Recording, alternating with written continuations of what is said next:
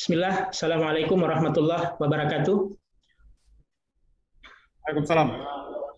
Alhamdulillah, hamdan katsiran thayyiban mubarakan fih, kama yuhibbu rabbuna wa yarda. Asyhadu an la ilaha illallah wa asyhadu anna Muhammadan abduhu wa rasuluh. Allahumma salli ala sayyidina Muhammad wa ala alihi wa sahbihi wassalam. Yang kami hormati Bapak Profesor Dr. Hewan Khairul Anwar Nidom, MS, Ketua Tim Riset dan Formulasi Vaksin Profesor Nidom Foundation, PNF, Surabaya, dan juga yang kami hormati kami lihat ada Bapak Dr. Hewan Dedi Kusmanagandi, selamat datang Dr. Dedi, selamat bergabung. Kemudian ada Dr. Aswar juga, terima kasih sudah bergabung, Pak Ketum ADHPI, ada Dr. Andi Wijanarko, ada Dr. Gi, Dr. Sugiharto dari Makassar, beserta seluruh para senior kami yang tidak bisa kami sebutkan satu persatu. Terima kasih teman-teman semua, para senior kami, kolega dokter hewan di seluruh Indonesia bisa menyempatkan hadir pada malam hari ini. Dan kita bersyukur kepada Allah Subhanahu wa Ta'ala, Tuhan Rabb semesta alam, telah memberikan kesempatan dan kesehatan kepada kita semua pada malam hari ini sehingga bisa berkumpul walaupun diperantarai oleh jarak yang berjauhan. Teman-teman semua, kolega dokter hewan di seluruh Indonesia, bahwasanya kerangka kerja One Health adalah solusi untuk penanganan pandemi saat ini dan kesiapan menghadapi ancaman pandemi di masa yang akan datang. Tidak dapat disangka bahwa dokter hewan memiliki peran penting di dalamnya, berkontribusi dalam kesehatan dan kesejahteraan masyarakat. Dan untuk itu perlu didukung kemajuan penguasaan ilmu pengetahuan dan teknologi, serta keterampilan dari segenap insan dokter hewan Indonesia. Peran ini tidak boleh diabaikan dan wajib dipertanggungjawabkan secara ilmiah tentunya. Akan menjadi topik menarik untuk dibahas secara tuntas dan lugas dalam webinar nasional Komunitas VET Indonesia COVID dengan tema menggugat peran keilmuan dan keterampilan dokter hewan Indonesia dalam masa pandemi. Alhamdulillah pada webinar perdana COVID malam ini telah hadir bersama kita pembicara tamu Profesor Dr. Hewan Khairul Anwar Nidom, MS, dan insya Allah 1 jam ke depan kami berikan kesempatan kepada Prof. Nidom untuk menyampaikan materinya. Namun sebelumnya perlu kami sampaikan teman-teman semua, para senior kami, para orang tua kami, bahwa COVID ini, Komunitas Veteriner Indonesia ini adalah sekedar perkumpulan warung kopi dari teman-teman kami, dari teman-teman dokter hewan yang ada di luar, bukan organisasi resmi, jadi prasangka mengatakan sebagai tandingan itu jauh dari kenyataan. Ini adalah komunitas bebas, serius tapi santai. Bisa santai dengan ilmiah sambil ngopi. Jadi banyak kegiatan-kegiatan yang insya Allah akan kami lakukan. Salah satunya adalah diskusi-diskusi ilmiah seperti malam hari ini. Kemudian juga rencana besar kita adalah membuat kooperasi masyarakat madani. Kemudian juga menggiatkan kegiatan-kegiatan kepedulian sosial sesama dokter hewan. Banyak teman-teman kita, kolega kita di seluruh pelosok Nusantara yang perlu kita bantu, perlu kita saling peduli di antara kita sehingga semakin mempererat rasa persaudaraan kita sebagai insan dokter hewan Indonesia. Saya teringat pesan dari orang tua kita, Bapak Dedi Kusmanagandi. Beliau berpesan bahwa tentunya segala persoalan yang terjadi akan sangat bisa diselesaikan dengan dasar persaudaraan. Dengan rasa persaudaraan maka tidak akan ada persoalan yang tidak bisa diselesaikan. Baik, para dokter hewan seluruh Indonesia, saya tidak akan berpanjang lebar. Untuk waktu selanjutnya kami berikan kepada Prof. Nidom. Silakan, Prof. Baik. Assalamualaikum warahmatullahi wabarakatuh. Waalaikumsalam warahmatullahi wabarakatuh.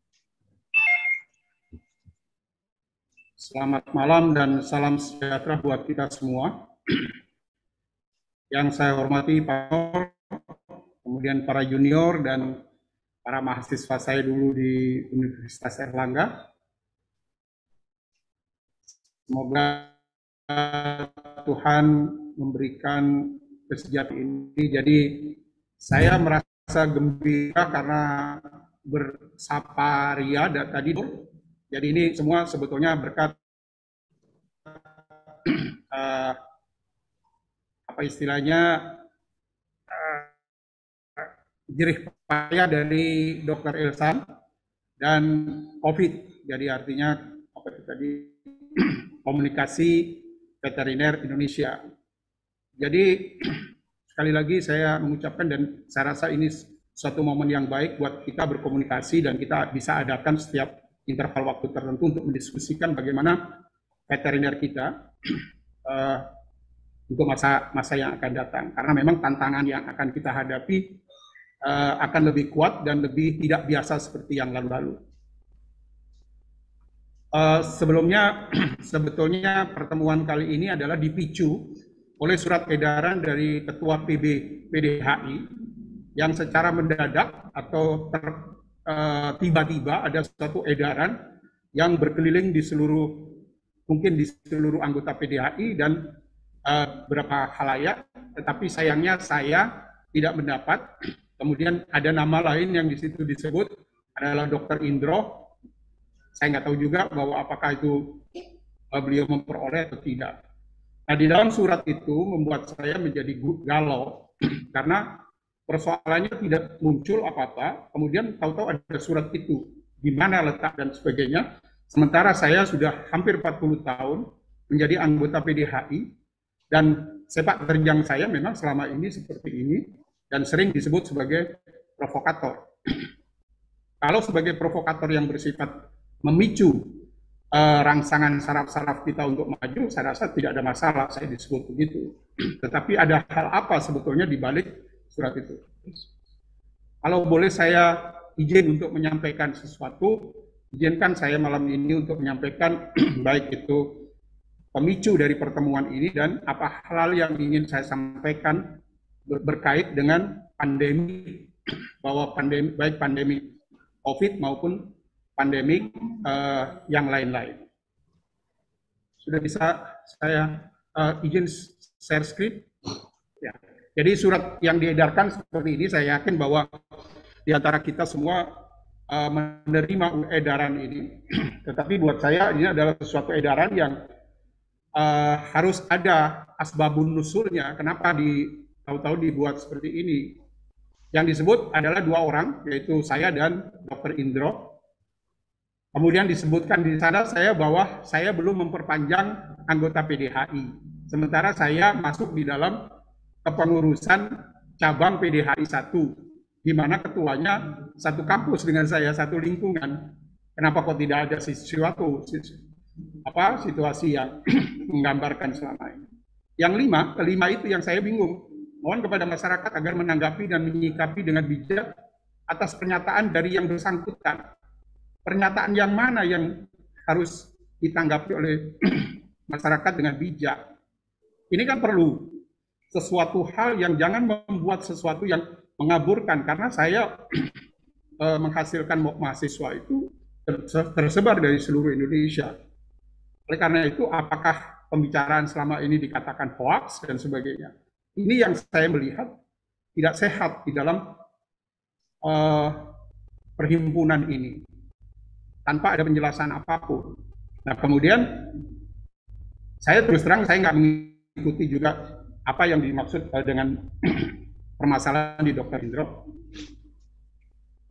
Suatu hal yang membuat saya menjadikan ini, kenapa hal-hal yang begini terjadi, penyumbatan informasi, penyumbatan diskusi, ada apa sebetulnya?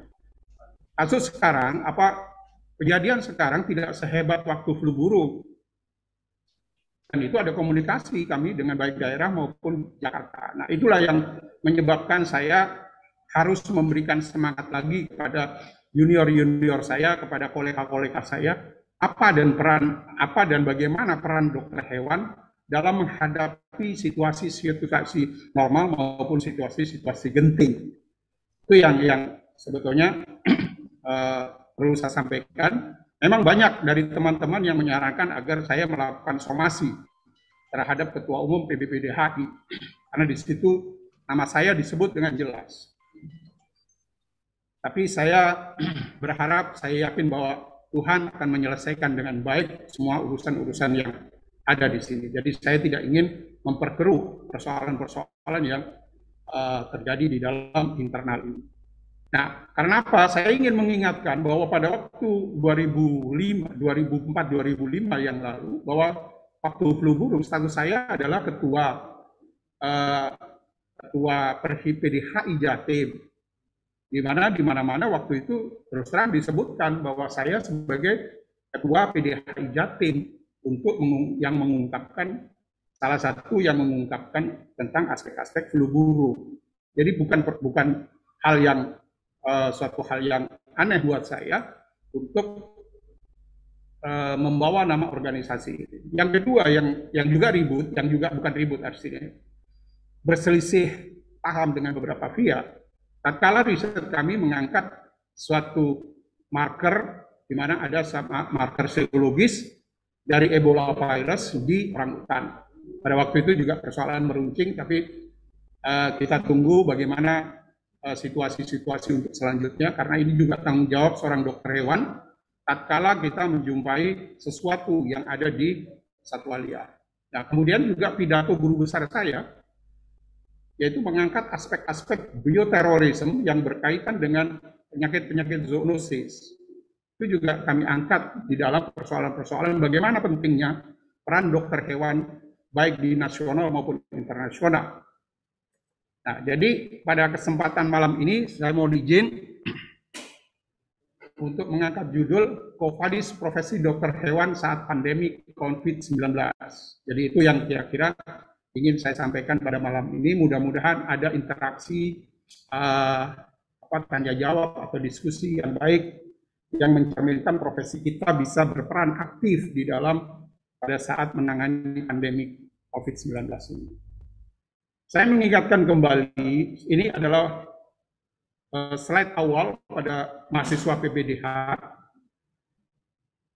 Saya sampaikan bahwa bagaimana pentingnya peran dokter hewan di semua lapisan, yaitu yang terutama adalah terhadap kesehatan manusia.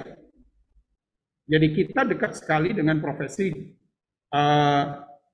kedokteran, profesi para kesehatan masyarakat di lapangan, karena kita ingin menyediakan atau menyampaikan kesehatan hewan untuk mendukung kesehatan manusia.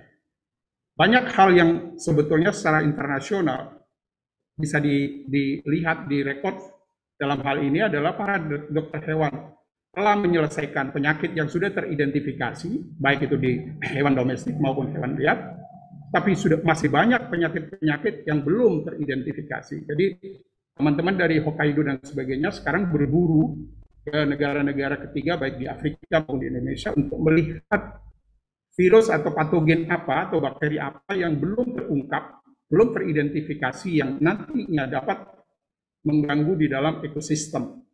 Selain itu, dokter hewan juga terlibat di dalam urusan hewan domestik.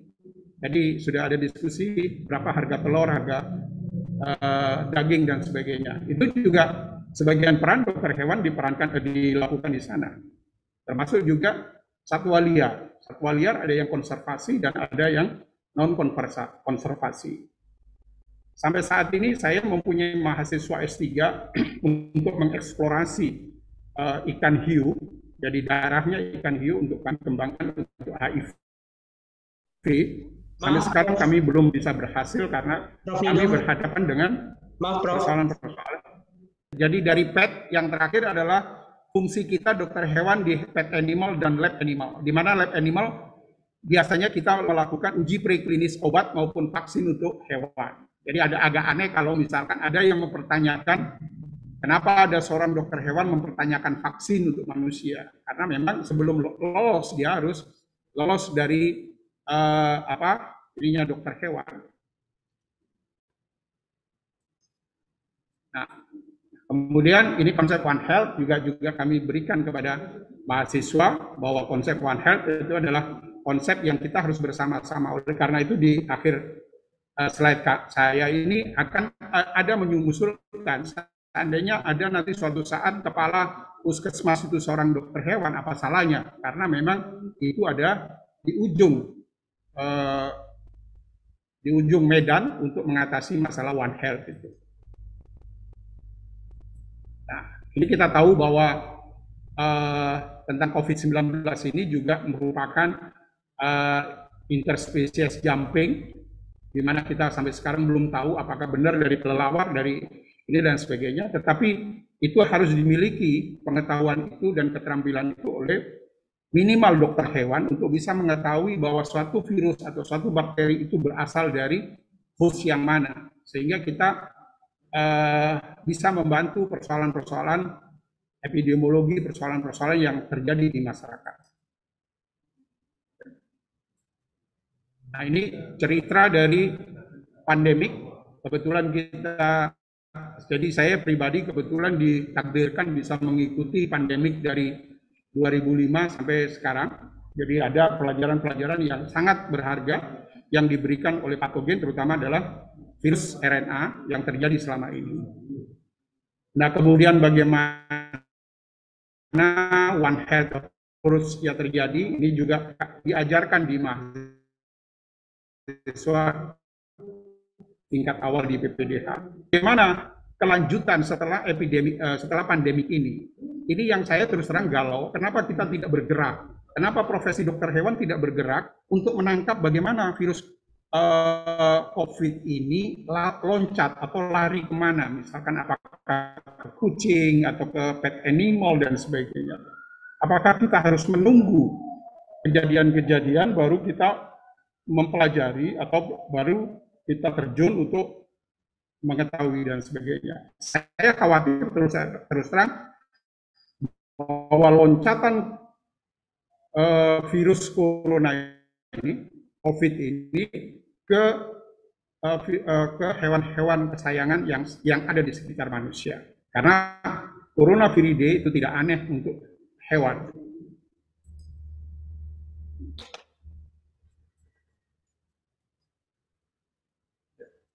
Nah, sedikit saya mungkin sebagian sudah tahu tentang masalah virus COVID ini.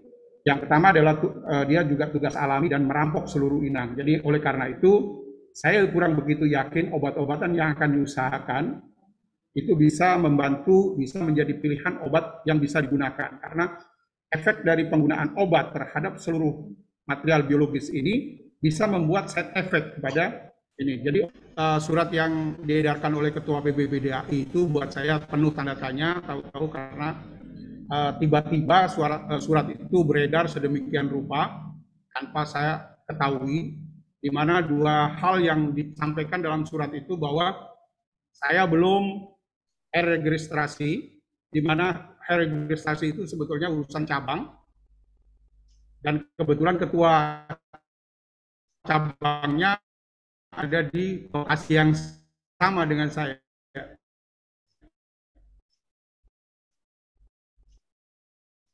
Yang kedua, bahwa masyarakat diharapkan tidak terpengaruh dengan pendapat saya. Tahu persis apa yang dimaksud, tapi buat saya itu persoalan besar sama pengajaran kuliah-kuliah kepada para mahasiswa.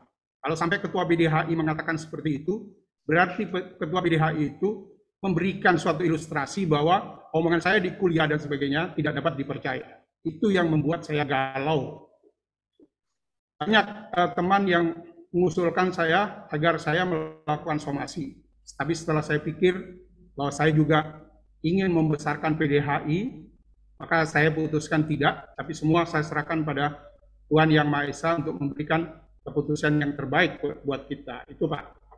Nah, kemudian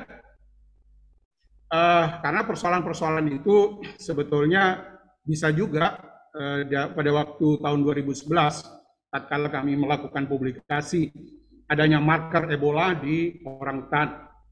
Bahwa persoalannya adalah masalah perizinan dan sebagainya. Oke, saya terima ini. Nah, kemudian pada saat pidato guru besar saya juga menyinggung masalah persoalan-persoalan bioterorisme yang disebabkan karena material biologi atau kuman-kuman zoonosis. Dan ini pun juga jadi perbincangan dan sebagainya, apakah memang betul ada dan sebagainya. Buat saya ada atau tidak ada itu persoalan lain, tapi yang penting dokter hewan harus siap menghadapi hal-hal yang kita perkirakan kemungkinan ada suatu saat. Oleh karena itu pada pertemuan kali ini saya mengambil judul jadi Quo Vadis Profesi Dokter Hewan saat pandemik 2019. Nah, jadi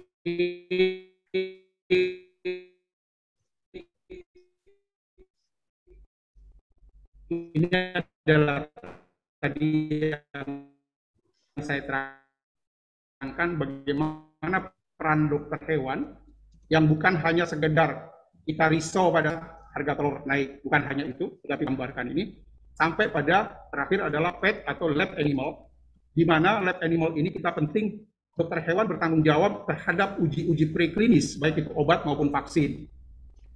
Ya, memang belum banyak dilakukan di kurikulum Fakultas Kedokteran Hewan bagaimana melakukan pengujian preklinis, baik obat maupun vaksin, sehingga vaksin yang lolos di preklinis bisa dilanjutkan dengan uji klinis, di mana uji klinis sudah bukan wilayah dokter hewan. Oleh karena itu, tatkala dokter hewan atau saya pribadi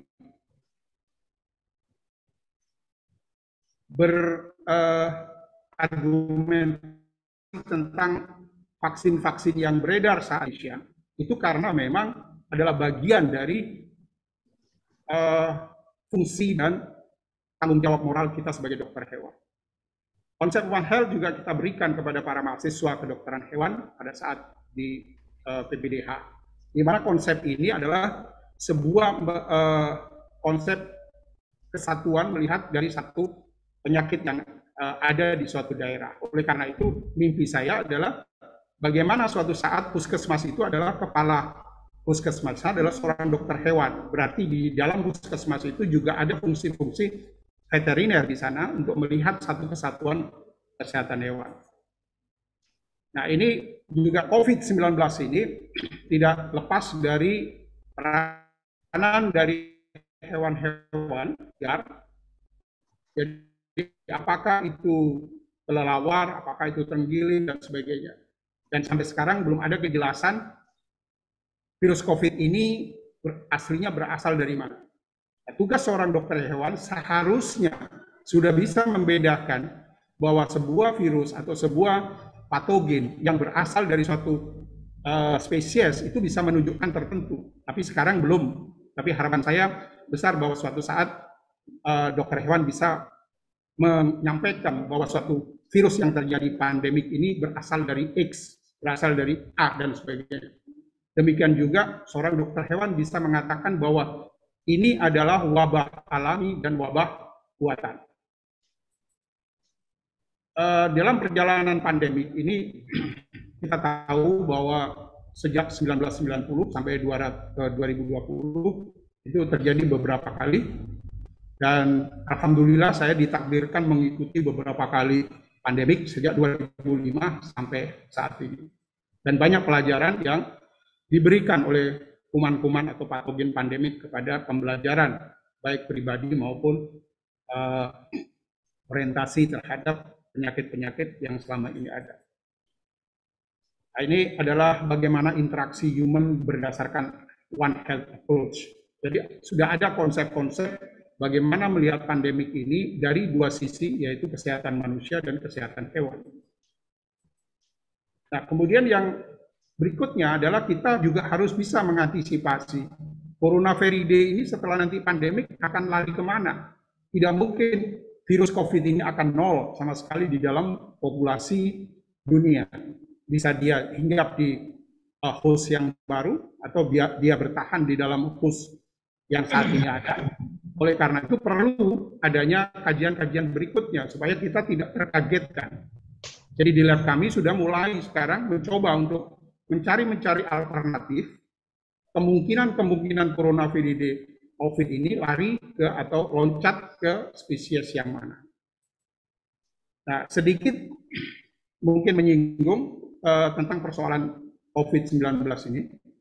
bahwa virus COVID-19 ini agak sedikit berbeda dengan virus-virus corona yang lain atau virus RNA yang lain. Di mana salah satunya adalah dia akan merampok seluruh bahan material biologis yang ada di dalam sel. Oleh karena itu terus terang hipotesis saya agak kurang yakin upaya-upaya yang digunakan untuk mencari obat-obatan yang bisa menghalangi proses replikasi di dalam sel dengan cara menghambat material-material biologis yang rusak. Karena side effect akan lebih besar daripada manfaat yang akan ditimbulkan. Demikian juga, apakah betul bahwa COVID-19 ini reseptornya hanya satu, yaitu ACE2. Oleh karena itu, akhir-akhir ini saya, tatkala seseorang sudah vaksin, sudah ini, tapi terinfeksi lagi, saya berburu untuk virus ini menggunakan reseptor apa lagi dia bisa masuk selain reseptor ACE. Apakah mungkin dia masuk ke dalam sel-sel darah dan sebagainya. Ini masih pertanyaan-pertanyaan besar yang bisa kita jawab baik oleh dokter hewan maupun para dokter masyarakat, jadi kesehatan masyarakat.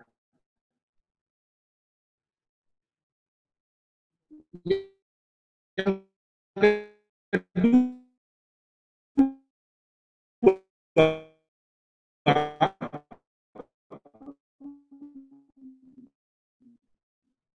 kecerdikan yang kedua dari virus COVID ini adalah dia kesalahan yang disebabkan oleh karena dia mutasi atau yang disebut dengan NSP nomor 1 sampai obat-obatan atau antiviral bisa dilakukan penolakan oleh virus ini karena dia mempunyai protein ini. Jadi remdesivir, kemudian ribavirin. Beberapa waktu yang lalu ada pimpinan negara mencari suatu obat di apotek yang katanya antiviral. Tetapi kalau kita lihat bahwa antiviral itu sebetulnya sudah ditolak oleh virus COVID ini. Jadi secara marketing mungkin tidak menguntungkan oleh industri karena memang remdesivir, ribavirin itu adalah analog nukleotida yang bisa dibaca oleh virus ini. Yang ketiga, ini juga sudah kami publikasikan, yaitu mempunyai struktur yang disebut dengan antibody dependent enhancement. Ini pun sampai detik ini terjadi perdebatan-perdebatan dan kita ikuti karena perdebatan itu adalah sesuatu yang sehat untuk mencari sesuatu yang lebih bisa disepakati. Jadi virus ini dengan mempunyai motif ADE ini di nomor 620 ya 610 sampai 620 ini dia kalau ada antibody dia akan melakukan suatu modifikasi dirinya untuk menghindari antibody itu. Ya. Jadi di sini strukturnya yang ADE itu dan semua mengalami mutasi yang ada di Jakarta yaitu T menjadi G yaitu yang disebut D614G. Baik di Jakarta semua dijumpai adalah terjadinya mutasi dibandingkan dengan yang Wuhan. Apa akibatnya ada ADE ini? Yang seharusnya bahwa virus SARS-CoV-2 itu masuk ke dalam ACE, ke dalam reseptor, karena ada antibodi di dalam tubuhnya, maka antibodi ini diajak kolaborasi oleh virus ini, tidak masuk di dalam ACE, tetapi masuk ke dalam reseptor yang lain. Sehingga dia masuk ke dalam misalkan makrofag, leukosit, dan sebagainya. Oleh karena itu saya terus terang saat ini berburu virus ini, apakah virus ini sudah di sini atau masih di sini.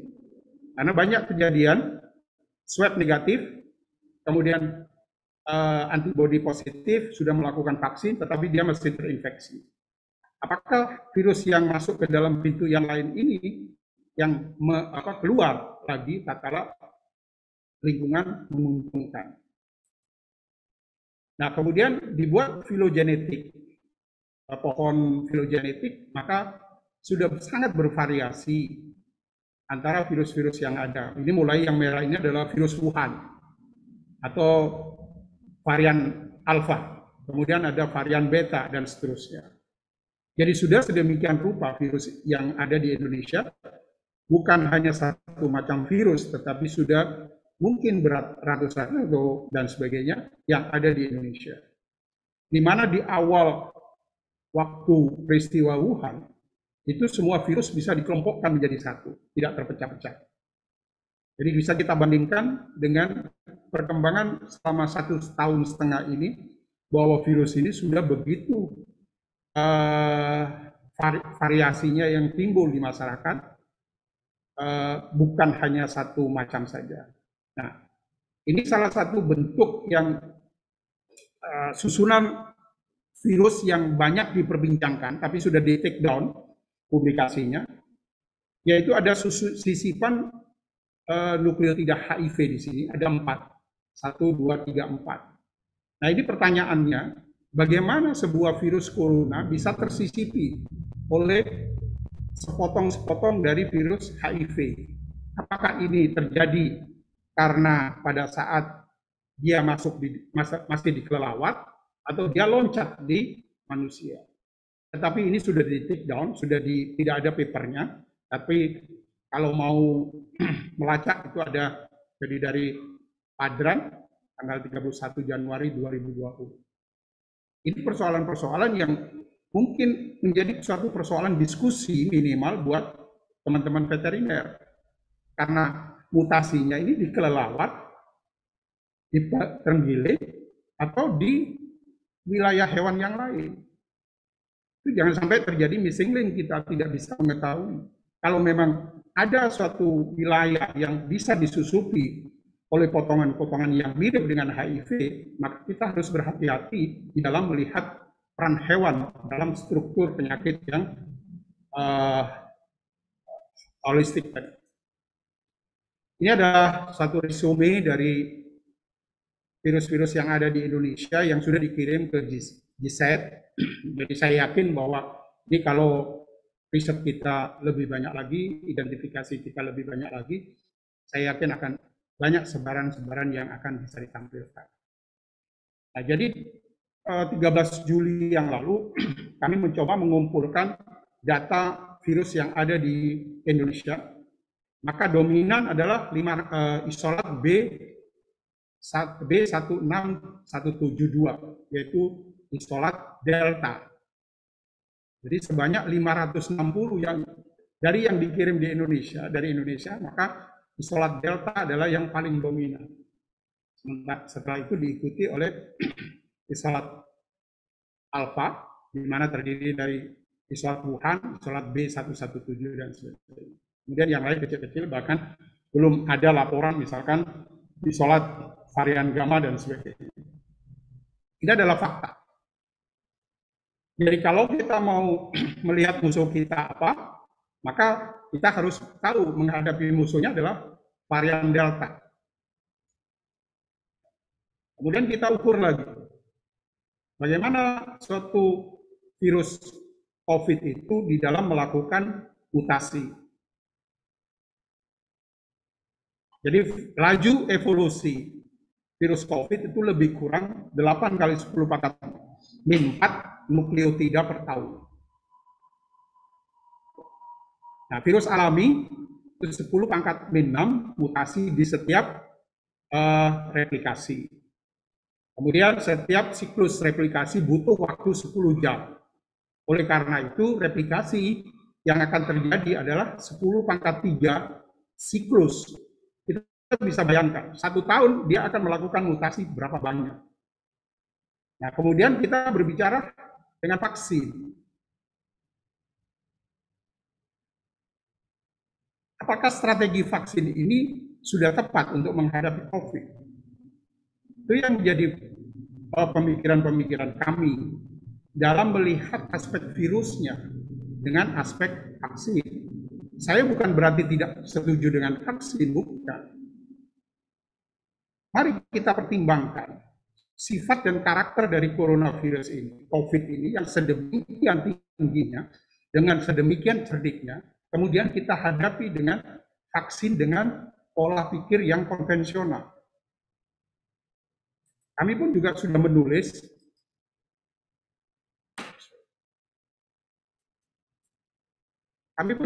menulis tentang platform vaksin yang diadakan di dunia.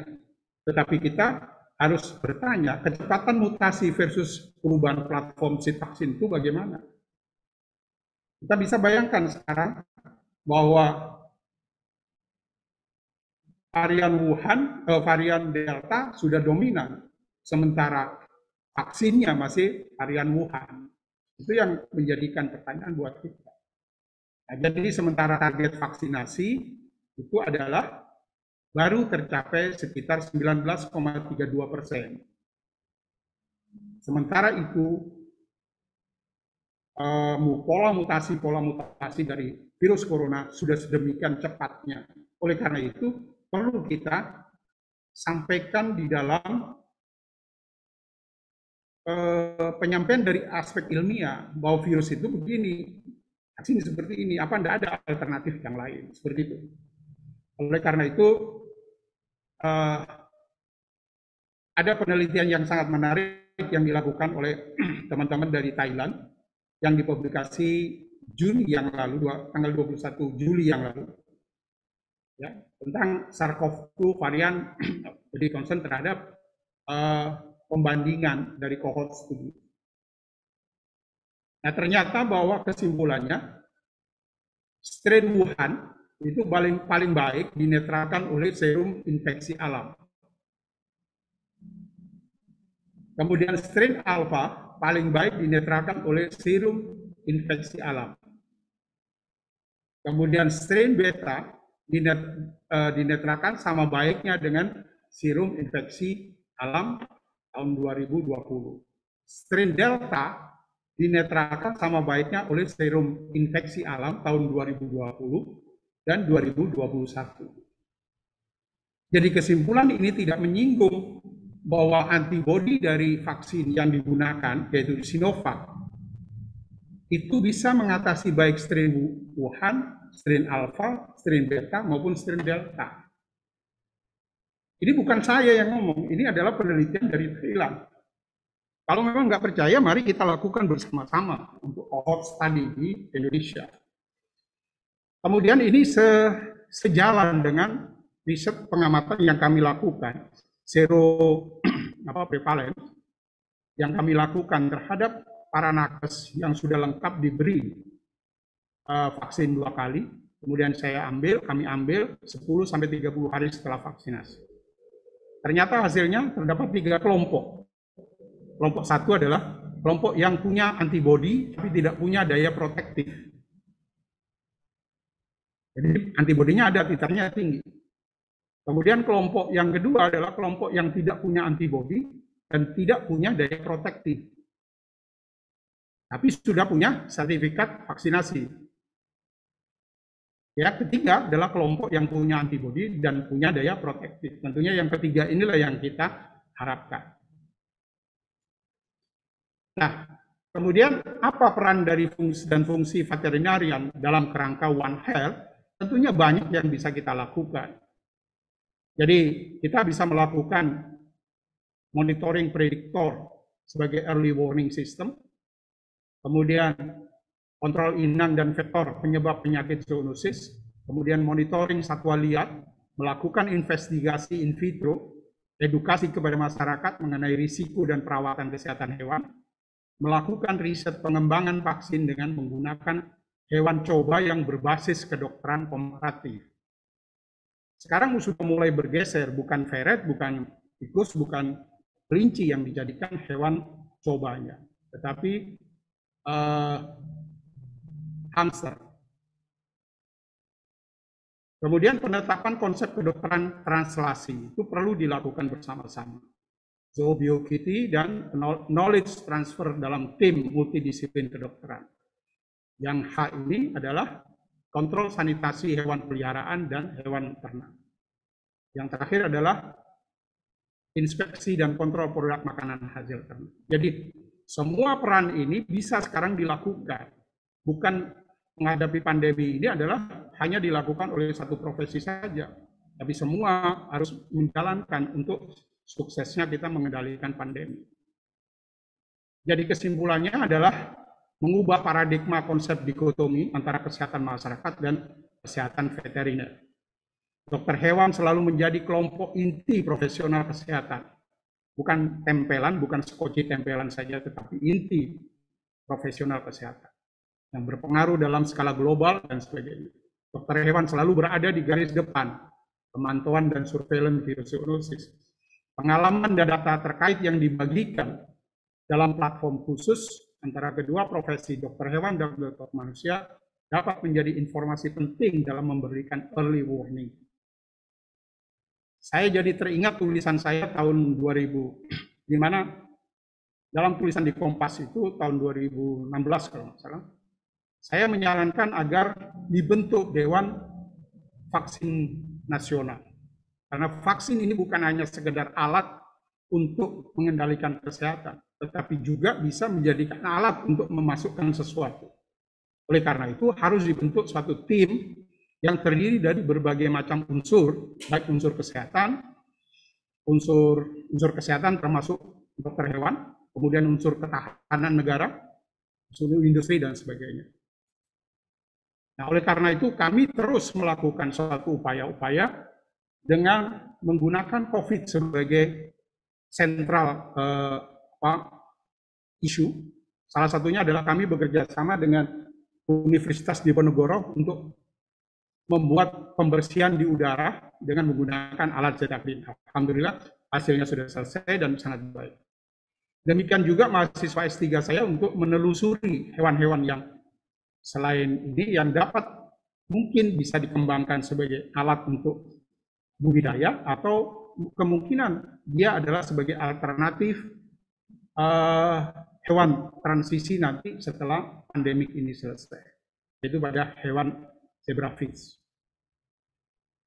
Nah, yang terakhir mungkin perlu saya sampaikan apa yang ada di pikiran saya, bahwa kita harus siap-siap adanya Nipah virus, kemudian adanya virus flu burung H10N3, kemudian ada virus monkey, jadi B monkey, jadi itu juga siap-siap untuk untuk masuk ke Indonesia. Yang terakhir mimpi saya adalah bagaimana suatu saat kepala puskesmas itu adalah seorang dokter hewan.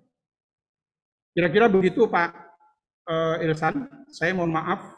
Jadi saya senang sekali kalau nanti dibuka suatu diskusi yang membawa apa istilahnya pengetahuan atau literasi kita lebih baik lagi. Kurang lebihnya saya mohon maaf. Assalamualaikum warahmatullahi wabarakatuh. Waalaikumsalam warahmatullahi wabarakatuh. Terima kasih Prof. Nidom, mencerahkan sekali materi yang sudah disampaikan. Saya mau menyapa dulu ada Dr. Indi. Selamat malam Dok. Assalamualaikum.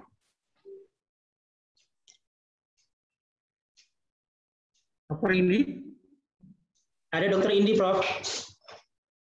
Assalamualaikum Dr. Indi.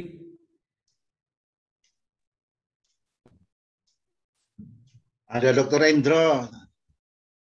Wah. Biar dikenalkan sekali. Ya, Dr. Indro. Dr. Indro, salam kenal. Oh, nggih, Pak. Salam kenal, Pak. Sorry, saya tadi kelewatan. Ada barangkali diskusi kita bisa mulai ya, Prof ya? Ya, monggo.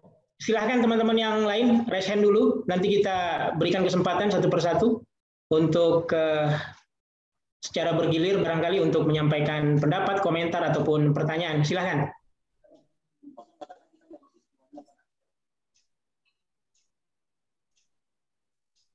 Ada satu pertanyaan ini, Prof. Ya. Tadi disebutkan dari Dr. Dia. Sebentar, Dr. Dia. Tadi disebutkan ada riset pada zebrafish. Bagaimana dengan hasil risetnya tersebut? Apakah penelitiannya menyangkut virus corona? Apakah penelitiannya menyangkut virus corona ini bisa menyerang dari manusia ke ikan? Silakan, Prof. Ya, jadi untuk zebrafish ini sebetulnya kami melanjutkan riset mahasiswa S2 S3 kami dulu dengan flu burung. Di mana fakta flu burung adalah zebrafish ini dia akan mati banyak, jadi total mati oleh karena virus flu musiman H1 dan H3 mati semua. Tetapi dengan H5N1 dia tidak mati, tapi ada virus itu di dalam zebrafish. Itu jadi tesisnya mahasiswa S2. Nah, kemudian mahasiswa S3 ini saya suruh melanjutkan bagaimana dengan COVID. Jadi dipaksa, memang ada tiga wilayah yang dia media, yaitu langsung disuntik, kemudian diteteskan pada insan dan diberikan pada air. Nampaknya ketiga-tiganya memberikan jumlah virus yang mengkhawatirkan di dalam tubuh ikan.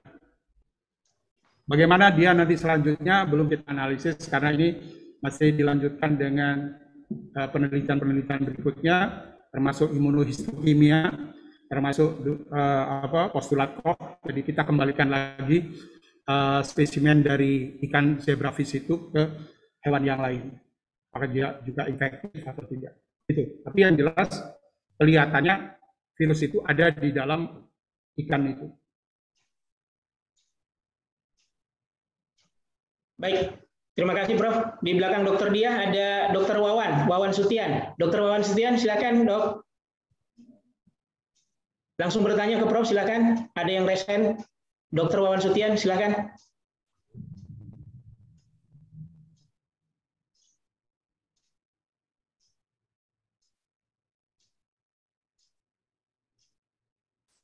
Halo, Dokter Wawan Sutian. Atau kita bergeser dulu ke Dokter Syabila. Dokter Syabila di Bandung, silakan Dok.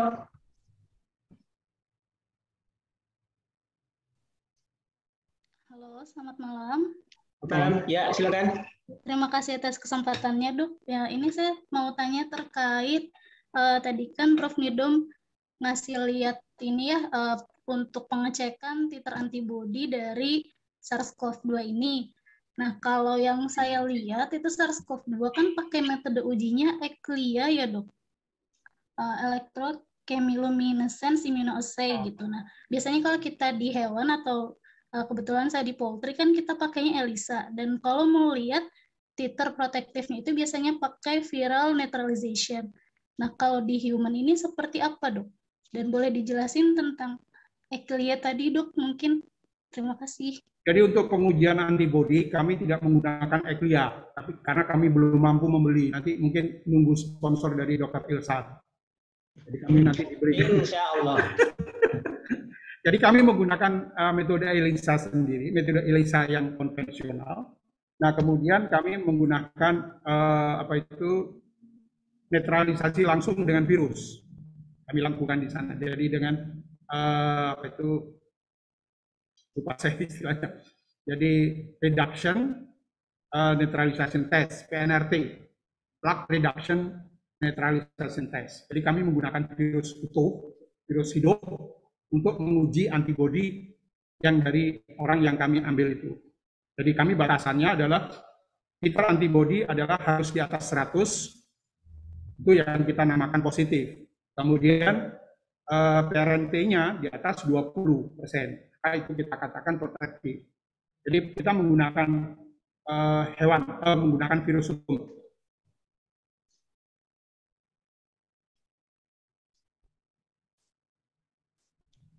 Baik. Satu lagi Prof, ada yang angkat tangan. Dr. Hendra, silahkan. Oh, Dr. Wawan Sutian, silahkan. Tadi sudah dipanggil-panggil, Dok. Silahkan, ya. Dok. Baik, terima kasih. Mohon izin. Assalamualaikum warahmatullahi wabarakatuh. Assalamualaikum warahmatullahi wabarakatuh. Baik, Prof. Terima kasih pencerahannya luar biasa. Mohon lebih diperdalam lagi berkenaan dengan laju mutasi virus ya yang 10,3 per tahun dibanding dengan ketersediaan vaksin. Ini seperti apa sebenarnya mekanismenya? Kemudian ini bukan pertanyaan provokatif, berikutnya bagaimana dengan efektivitas program vaksinasi yang diprogramkan selama ini terkait dengan protektivitas terhadap kita yang dipaksa untuk terus dilakukan vaksinasi dengan berbagai tipenya. Terima kasih.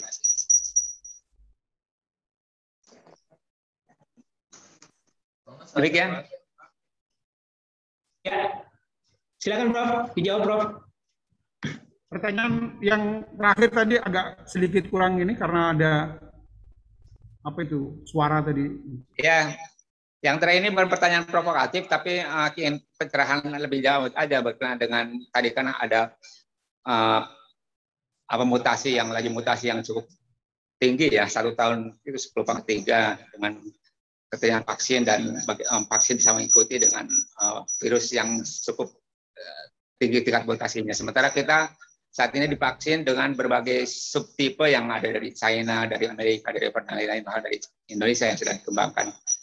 Kira-kira dengan program vaksinasi yang ada ini seperti apa produktivitasnya terhadap masyarakat yang sekarang menjalani vaksin? Dan banyak pertanyaan juga seperti yang sama. Terima kasih, Prof. Baik, jadi artinya bahwa mutasi yang terjadi di corona itu adalah alamiah. Jadi kita tidak bisa mengerem mutasi itu. Jadi apalagi dia selama masa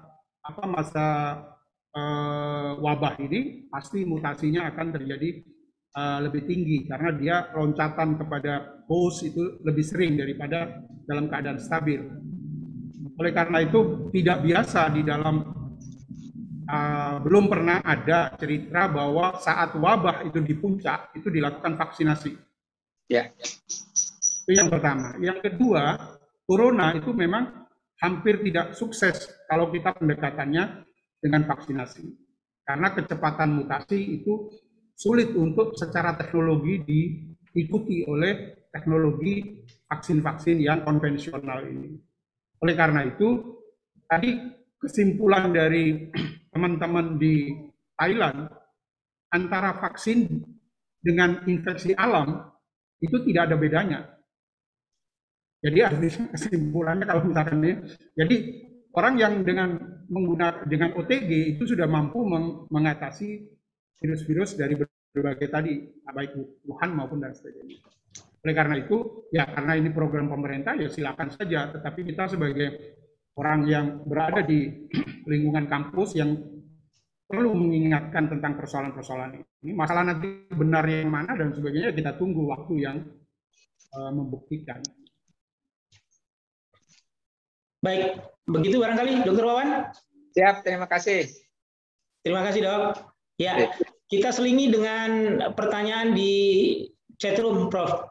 Assalamualaikum warahmatullahi wabarakatuh. Maaf, Prof. Bagaimana batasannya untuk pembahasan masalah COVID-19 ini? Sejauh mana kita sebagai dokter hewan boleh nimbrung menyampaikan olah pikir kita seputar COVID-19? Karena COVID-19 ini kan ranahnya dokter umum. Pertanyaan dari Dr. Evi Muldiana. Silakan, Prof.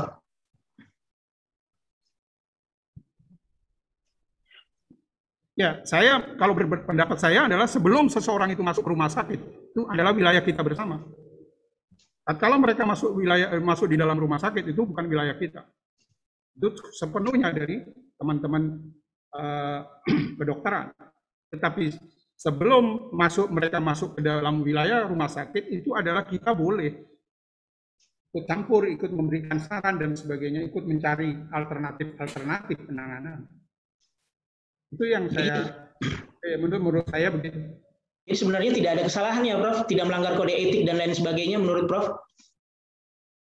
Ya, selama tidak menyentuh orang itu, yang biasanya disentuh di rumah sakit. Maka kita sebagai bagian dari One Health, kita mempunyai kewajiban moral untuk melakukan. Jadi saya terus terang, dalam COVID ini saya bingung saja, terutama teman-teman di Dirjen Peternakan, khususnya dokter hewan di sana, kemana mereka? Demikian juga Direktorat zoonosis kalau di kesehatan mungkin masih ikut campur mereka. Tetapi teman-teman Keswan itu di mana ini sekarang? Baik, Prof. Itu Pak yang saya. Masih ada lagi pertanyaan sebentar, Prof? Ya.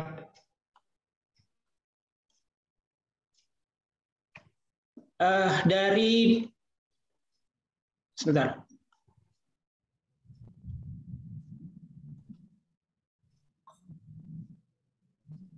Pertanyaan dari Dr. Hewan Eko Yudianto.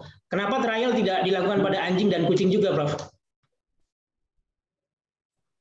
Kalau berdasarkan penelitian yang dilakukan oleh salah satu pusat penelitian di Cina, di mana sensitivitas hewan waktu itu diteliti, yaitu kucing, kemudian anjing, ferret, terus ayam dan sebagainya.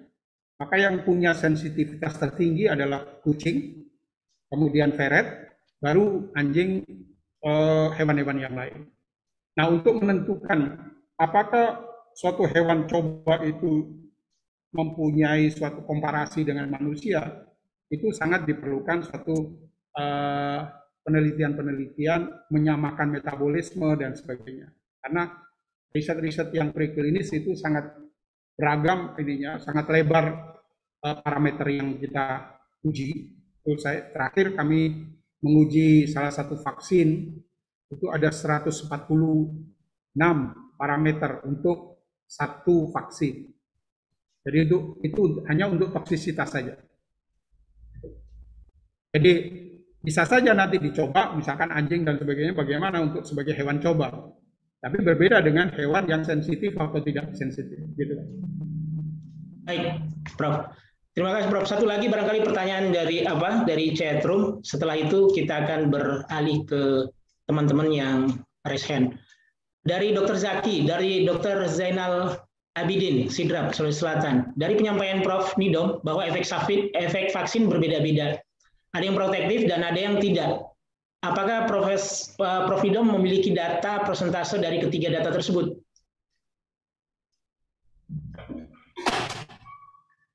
Saya punya, tapi tidak saat ini kami sampaikan, karena itu adalah menunggu nanti publikasi secara resmi untuk paper-paper internasional.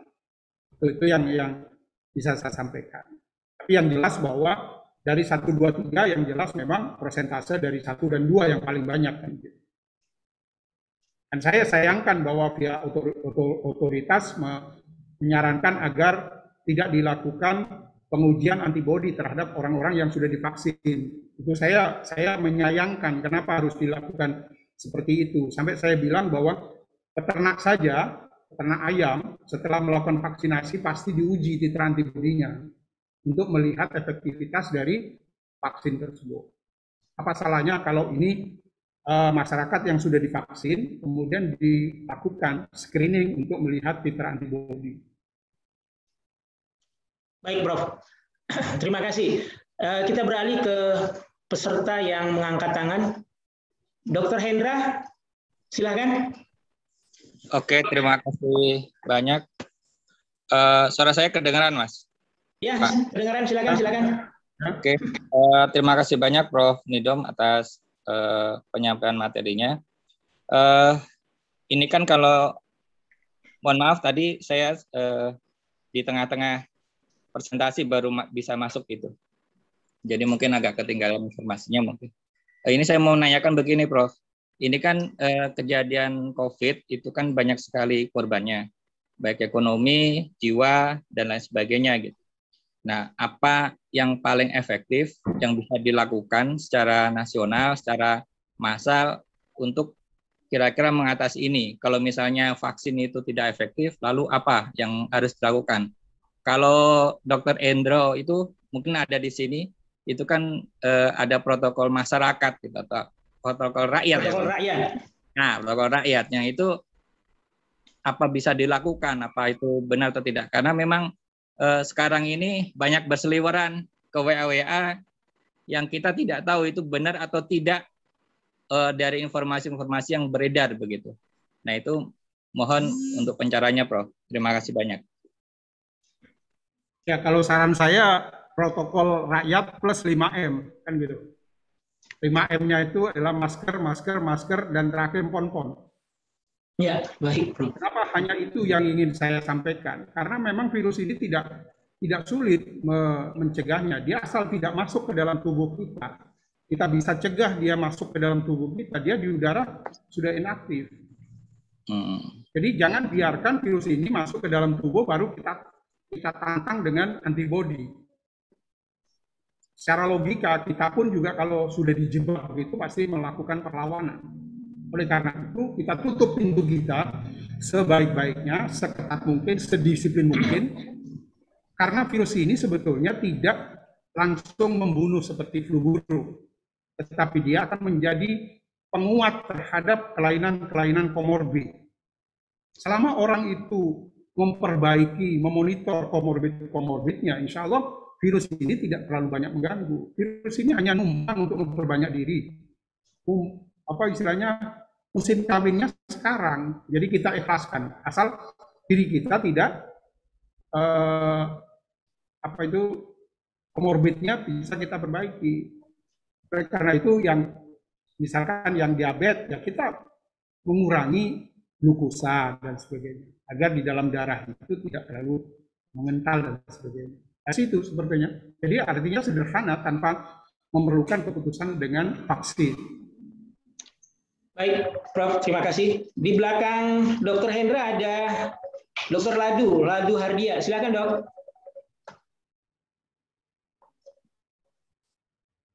Silakan, Dr. Ladu Hardia, silakan.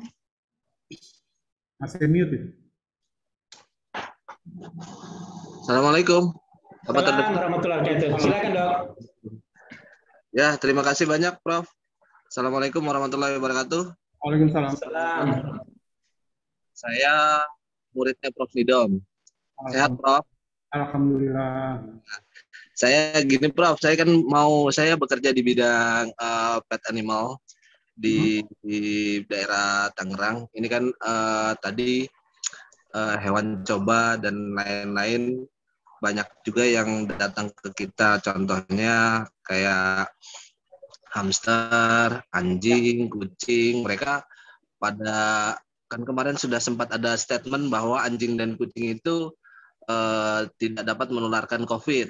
Dan terus Prof tadi pakai hewan coba juga kayaknya ada hamster ya, Prof ya? Ya. Nah, saya kepengen tahu aja sih, Prof, apakah hamster itu bisa menular dari manusia yang positif? Kan banyak sekarang orang-orang yang pelihara hamster, pelihara yang lain-lain yang mungkin bisa menularkan juga, Prof. Jadi saya butuh pencerahan dari hewan coba, apakah gejala klinisnya seperti apa? Jadi saya bisa terapkan di klinik saya gitu, Prof. Baik, gitu aja, Prof. Terima kasih. Assalamualaikum warahmatullahi wabarakatuh. Waalaikumsalam. Jadi terima kasih, Dr. Agung. Kami melakukan riset yang terbatas. Jadi semua lingkungan kita batasi untuk mengetahui persis sampai seberapa jauh hewan itu bisa melakukan transfer atau penularan secara alamiah di dalam laboratorium. Jadi semua lingkungan kita kendalikan dan memang ada faktor-faktor yang bisa dilakukan, bisa terjadi di hewan hamster itu. Kami belum melakukan sampai keluar, di mana faktor lingkungan masih sudah mulai muncul. Nah, itu perlu juga apakah dia bisa tertular dari lingkungan, kemudian masuk ke dalam tubuh hamster itu dan sebagainya. Tapi saran saya secara umum bahwa tertular atau tidak, lebih baik pemilik pet animal itu lebih baik menjaga. Jadi pet animal pada saat dia menangani pet animal, jangan lupa dengan menggunakan masker. Masker itu untuk melindungi diri kita dari orang lain atau kita melindungi orang lain dari kita, termasuk hewan kesayangan kita. Itu yang saat ini bisa dilakukan. Baik, terima kasih, Prof. Begitu ya, Dr. Ladu, bisa dipahami barangkali. Sebelum lanjut ke peserta raise hand, ada satu pertanyaan, Prof, dari chatroom dari Al-Haq, Dr. Al-Haq ya. Apakah SARS-CoV-2 ini berpotensi seperti feline corona yang bisa bermutasi menjadi feline infectious peritonitis? Bagaimana, Prof? Saya belum sampai ke detail itu, tapi kalau saya melihat bahwa virus COVID ini adalah berkeliarannya di pembuluh darah. Sehingga setiap orang yang mempunyai kelainan pembuluh darah itu punya risiko tinggi dibanding orang-orang yang tidak mempunyai risiko, tidak mempunyai kelainan di pembuluh darah. Oleh karena itu, saran kita adalah agar kita memonitor tentang hal-hal yang berkaitan dengan pembuluh darah. Apakah itu tensi, ataukah itu istilahnya hiperlipidemia dan sebagainya. Karena dia akan masuk ke dalam pembuluh darah, kemudian dia berkembang di epitel-epitel, kemudian dari epitel itu dia rontok keluar, kemudian menjadi D-dimernya naik. Jadi penggumpalan darah di dalam pembuluh darah yang ada virusnya itu akan naik. Oleh karena itu mungkin ada peneliti-peneliti di sini, saya sedang tertarik atau berburu untuk melihat apakah virus ini bersembunyi di dalam sel-sel darah. Selain kita swab, kan itu di sel epitel pernapasan, tapi apakah dia juga bersembunyi, di mana saat kita katakan bahwa orang itu negatif dari PCR, sebetulnya orang itu masih ada virus tapi di dalam darah. Itu yang perlu kita cermati bersama. Tapi saya bukan menganukan ke sana, tapi ini adalah ruang imajinasi atau ruang pemikiran dari para peneliti. Karena kita melihat sifat dari corona ini setiap hari menunjukkan hal-hal yang baru, hal-hal yang menarik buat kita semua. Ya, baik Prof, terima kasih. Satu lagi dari chatroom, dari Dr. Indro. Izin bertanya Prof, saat uji challenge PRNT, serum dari para nakes ditantang dengan menggunakan virus apa Prof?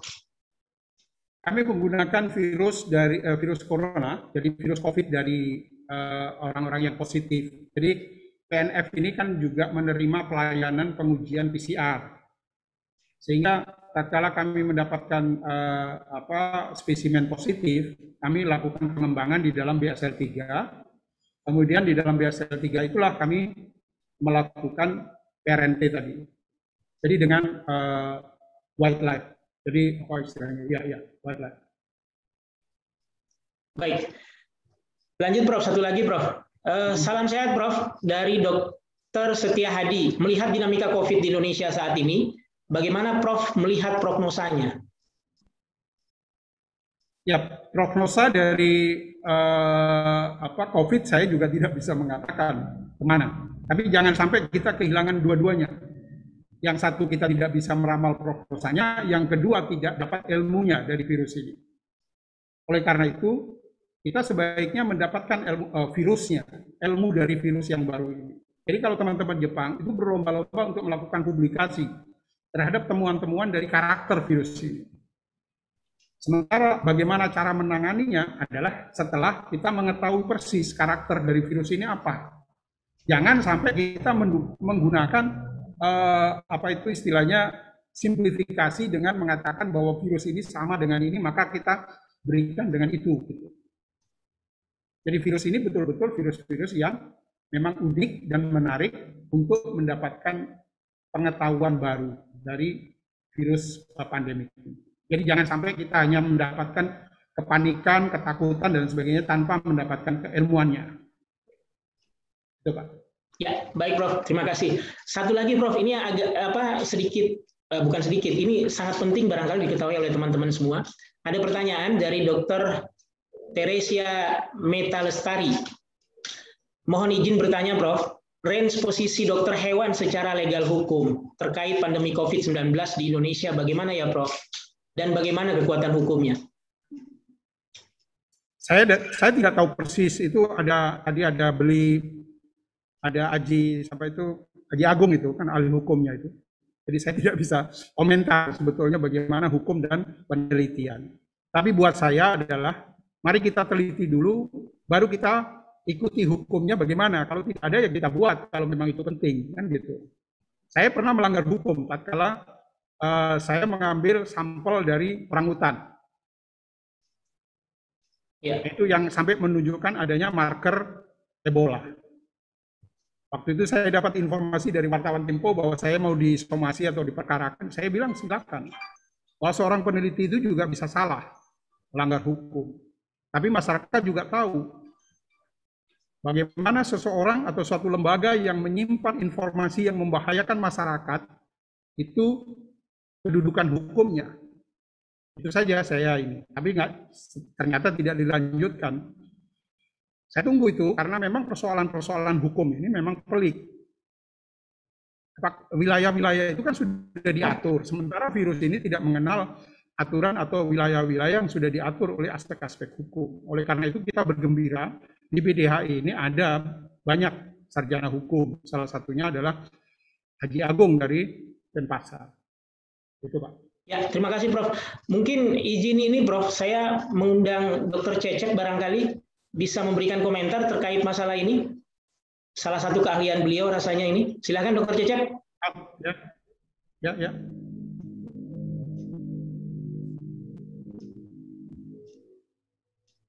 Ada Dr. Cecep masih monitor?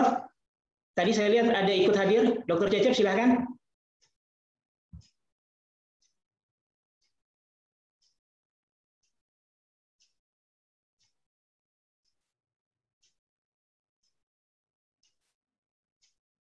Atau barangkali yang disebutkan oleh Prof. Nidom tadi ya? Dokter siapa? Prof. Nidom, maaf. Beli Agung, Dr. Agung. Barangkali Dr. Agung bisa memberikan komentar barangkali terkait satu pertanyaan ini barangkali sebagai pencerahan buat kita semua.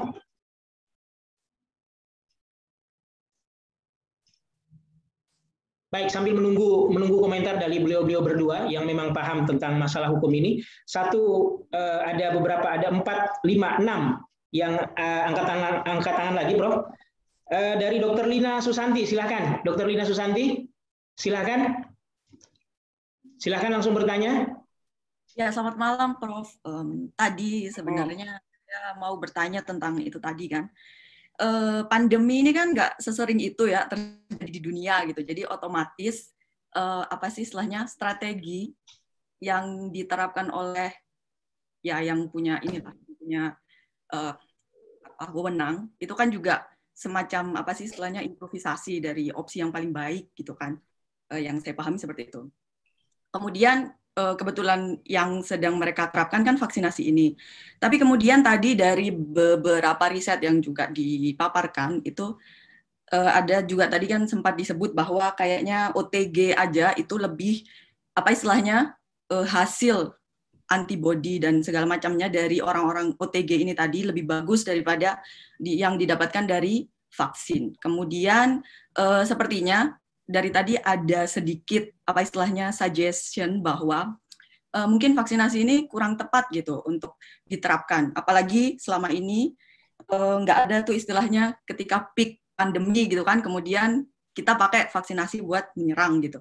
Kemudian tadi saya mau nanya itu, apakah ada alternatif yang menurut Prof. Nidom lebih bagus gitu untuk kita pakai dalam strategi memerangi ini. Tapi kemudian tadi udah dijawab Prof. Nidom bahwa mungkin 5M, masker.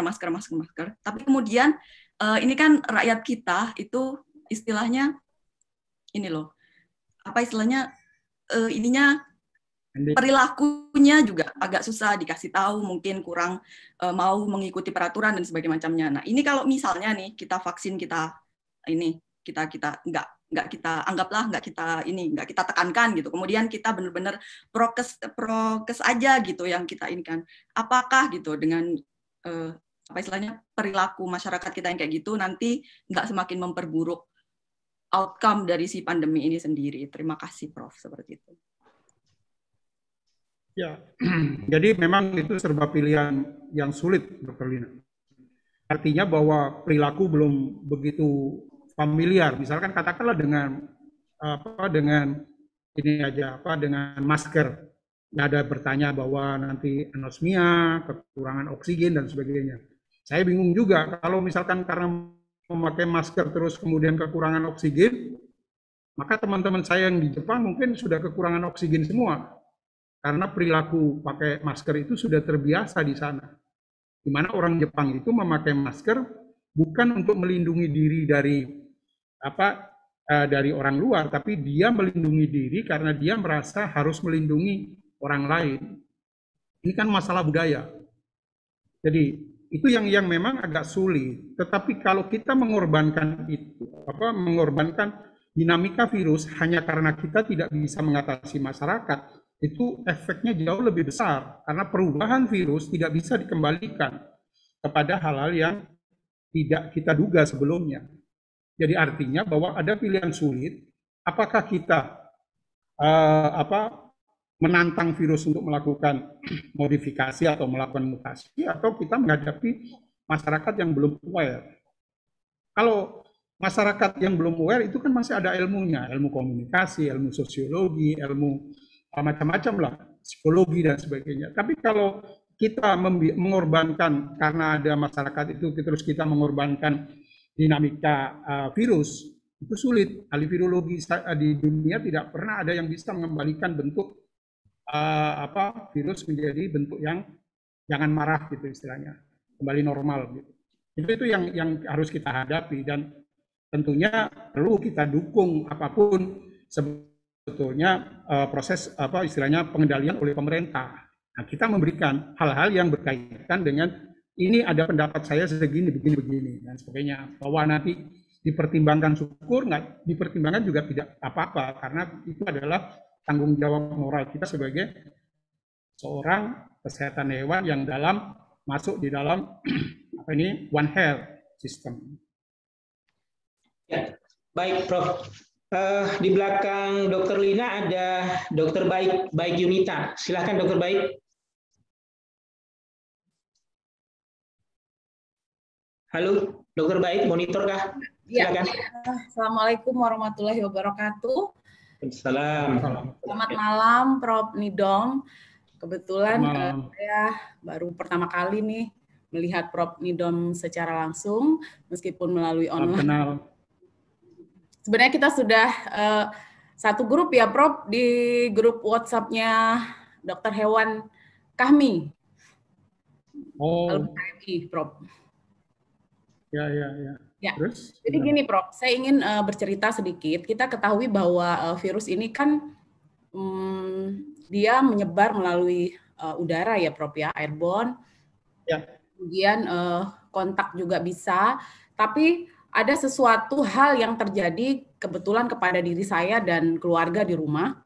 Ketika tahun lalu saya dinyatakan positif COVID-19, itu saya taunya kan karena ada di kantor itu wajib swab ya, wajib swab ketika kita pertama kali masuk kantor wajib swab. Dan di rumah kami selalu berkumpul bersama saya dengan suami, anak-anak gitu ya. Selalu berkumpul karena tahun lalu itu memang kita benar-benar tidak kemana-mana, di rumah saja. Jakarta benar-benar lockdown pada bulan Maret itu. Nah, ketika saya dinyatakan positif, Prof, itu suami saya alhamdulillah negatif. Anak-anak saya negatif. Padahal malam sebelum saya melakukan PCR itu, kami sempat makan bersama. Malah saya suap-suapan dengan anak-anak saya. Kemudian saya dengan suami juga melakukan kontak yang sangat erat gitu ya. Paginya saya dinyatakan, saya swab antigen waktu itu saya positif, kemudian saya lanjut PCR, saya positif. Tapi saya dinyatakan oleh dokter adalah mild COVID waktu itu karena hasil scan paru-paru saya tidak menunjukkan adanya infeksi bakteri atau virus. Jadi bersih paru-parunya gitu.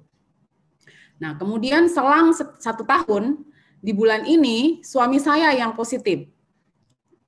Itu pun begitu kejadiannya. Jadi malam hari ketika kami makan malam bersama, kemudian saya juga tidur dengan suami seperti biasa.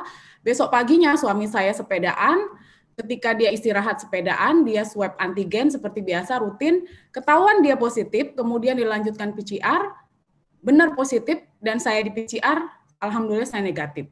Nah, itu seperti apa penjelasannya, Prof? Saya agak penasaran juga dengan virus ini akhirnya. Terima kasih, Prof, atas penjelasannya. Sekian, wassalamualaikum warahmatullahi wabarakatuh. Waalaikumsalam. Ini pertanyaan yang bagus tapi sulit jawabnya ini. Ya, karena memang terus terang bahwa virus ini belum bisa teridentifikasi pola yang sebenarnya. Apakah betul dia hanya melalui HCE, artinya bahwa melalui hidung dan sebagainya. Apakah tidak ada alternatif-alternatif penularan yang lain? Tadi seperti yang saya sampaikan bahwa apakah tidak mungkin dia bersembunyi di dalam sel-sel darah. Jadi saya sering menyebut bahwa virus COVID ini adalah di samping cerdik juga pandemeliu.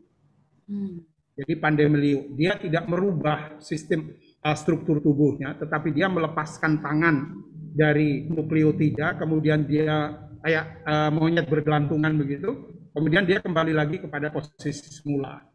Nah, itu yang belum pernah ada risetnya sampai seberapa jauh virus ini menjadi virus yang mempunyai pola yang berbeda dari corona yang lain atau virus RNA. Bahwa apa yang diceritakan oleh Dokter Baik tadi itu kemungkinan bisa terjadi karena faktornya sudah ada rongga waktu yang cukup besar, kemudian belum tentu keluarga yang menulari, tapi bisa saja tatkala dia kontak atau bersosialisasi dengan lingkungan, mungkin ada 1 atau 2 virus yang menyelusup di antara masker ini. Itu yang kita tidak bisa. Tetapi kunci nomor 1 adalah jangan panik seolah-olah dunia jadi kiamat karena keputusan PCR positif. Karena kalau panik itu sistem saraf itu akan mengganggu mekanisme-mekanisme sistem imunologi di dalam tubuh. Oleh karena itu biasanya kita sampaikan nomor 1 adalah jangan panik, karena panik itu akan menurunkan respon imun. Karena sistem saraf yang seluruh tubuh akan menjadi mengganggu proses imun. Itu seperti itu. Jadi apa yang dilakukan oleh Bu Baik tadi saya rasa perlu dipelajari secara baik sampai seberapa jauh virus-virus ini bisa muncul kembali, terutama pada kalangan yang sudah melakukan vaksinasi lengkap dan sebagainya.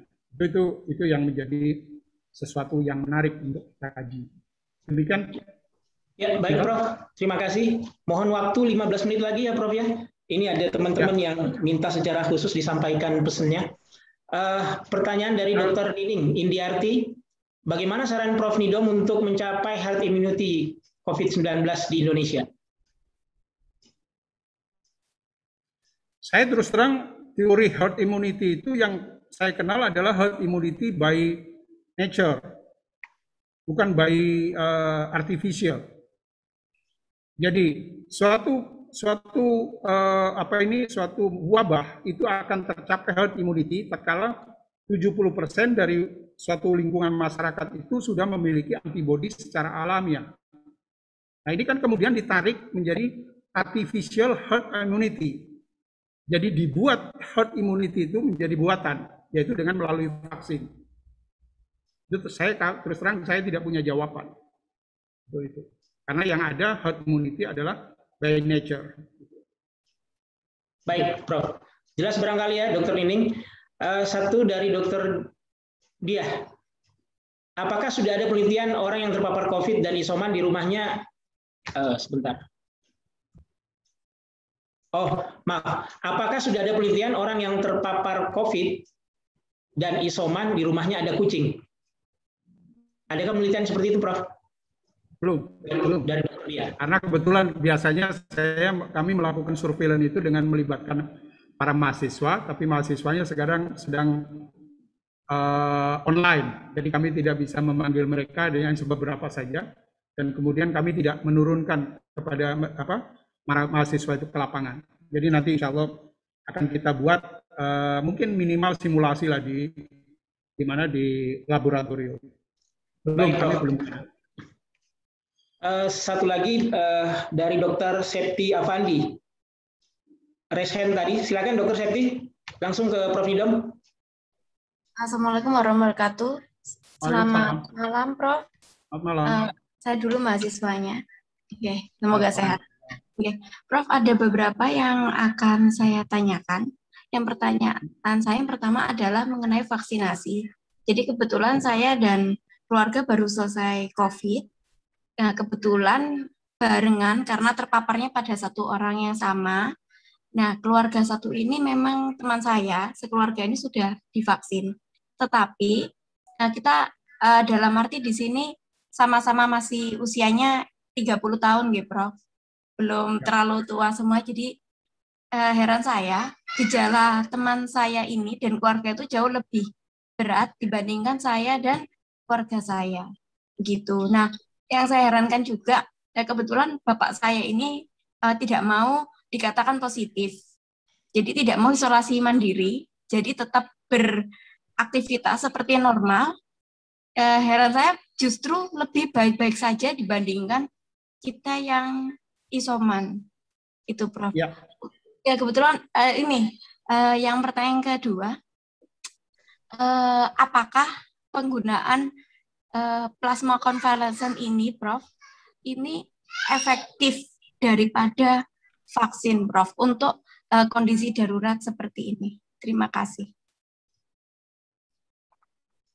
Kalau yang pertama mungkin bapaknya Dr. Septi mungkin lebih fresh, lebih bergembira, lebih tidak ada masalah, sehingga lebih kuat sistem pertahanannya.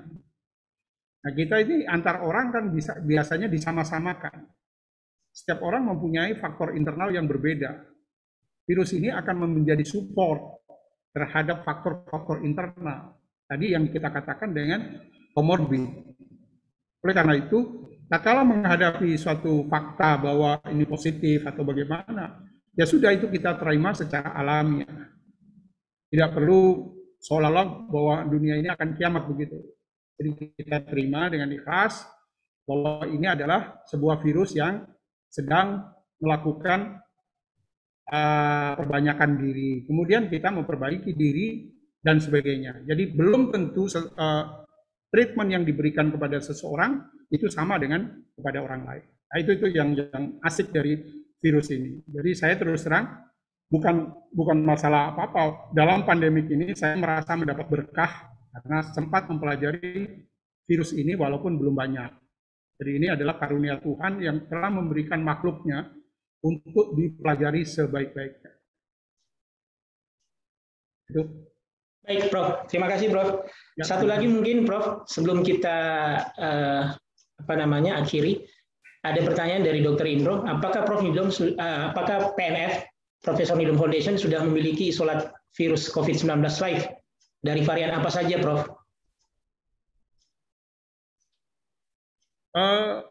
Karena jumlah yang kami periksa itu sampai saat ini hampir 10.000 sejak tahun lalu. Dan yang positif selalu kami kumpulkan, kami simpan. Jadi yang jelas hampir semua varian kami punya. Yang terakhir kami fokus kepada varian-varian yang memang menjadi fokus. Jadi kami sequencingkan dengan WGS, itu terutama dari karakter orang pertama. Isolat yang kami peroleh, yang kami kirimkan untuk WGS adalah yang kami peroleh dari ODA orang HIV/AIDS, kemudian yang berasal dari orang gila, orang schizofren, kemudian orang yang reinfection. Jadi kami pilih, tidak semua kami lakukan WGS itu. Jadi kalau memang berminat, Dr. Indro berminat untuk menggunakan isolat kami, silakan saja menggunakan, dan di kami ada ruang BSL 3, animal BSL 3. Baik, terima kasih, Prof. Sebelum kita berada pada sesi terakhir pertemuan kita malam ini, saya barangkali mohon berkenan memberikan kesempatan kepada Dr. Hewan Hendra, Kepala Balai BPPT Wates. Ya, silakan. Dr. Hendra, silakan. Dr. Hendra masih bersama kita kah? Silakan, Pak. Masih, Mas. Ya, silakan. Aduh, ini mendadak nih. Ya nggak apa-apa toh. Saya nggak pernah nyuruh-nyuruh, baru sekarang ini bisa nyuruh.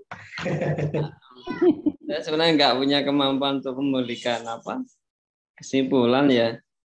Tapi setidaknya komentar saja Pak Host ya. Ini Prof. Nidom, mohon maaf, ini kelihatannya asal tembak ini Mas. Mas satu angkatan dulu jadi. Ya mumpung ada kesempatan toh. Ya. Ya Prof. Nidom, mohon maaf, Prof. Nidom, mohon izin Bapak Ibu semua. Prof. Nidom, apa kabar? Semoga selalu keadaan sehat walafiat. Amin. Ya, Prof. Nidom, terima kasih atas arahan dan juga wawasan yang diberikan. Dan saya juga bersyukur jadi ketemu dengan teman senior saya, Pak Indro, ini juga teman baik saya dulu ya. Kita juga sering dulu jalan-jalan di Cilong, mungkin masih ingat semangat kita dalam memberikan pencerahan-pencerahan kepada masyarakat. Bagi saya sebenarnya ada pendekatan dari bagaimana kita melakukan pendekatan kesehatan dimulai dari animal health, kemudian juga sampai akhirnya ke One Health. Jadi pada intinya sebenarnya pada kondisi pandemi ini semua potensi, semua keahlian itu harus bersatu padu pada bidangnya masing-masing untuk bisa menyelesaikan pandemi ini secara bersama-sama. Jadi karena ini adalah hajat bersama kita sebagai bangsa, maka semua potensi, semua keahlian, semua kepakaran dalam porsi dan levelnya masing-masing itu harus kita gerakkan bersama-sama untuk membantu pemerintah, untuk mendorong masyarakat, untuk juga melaksanakan hal-hal di mana bisa mengurangi adanya penularan dan penyakit di Indonesia khususnya ya.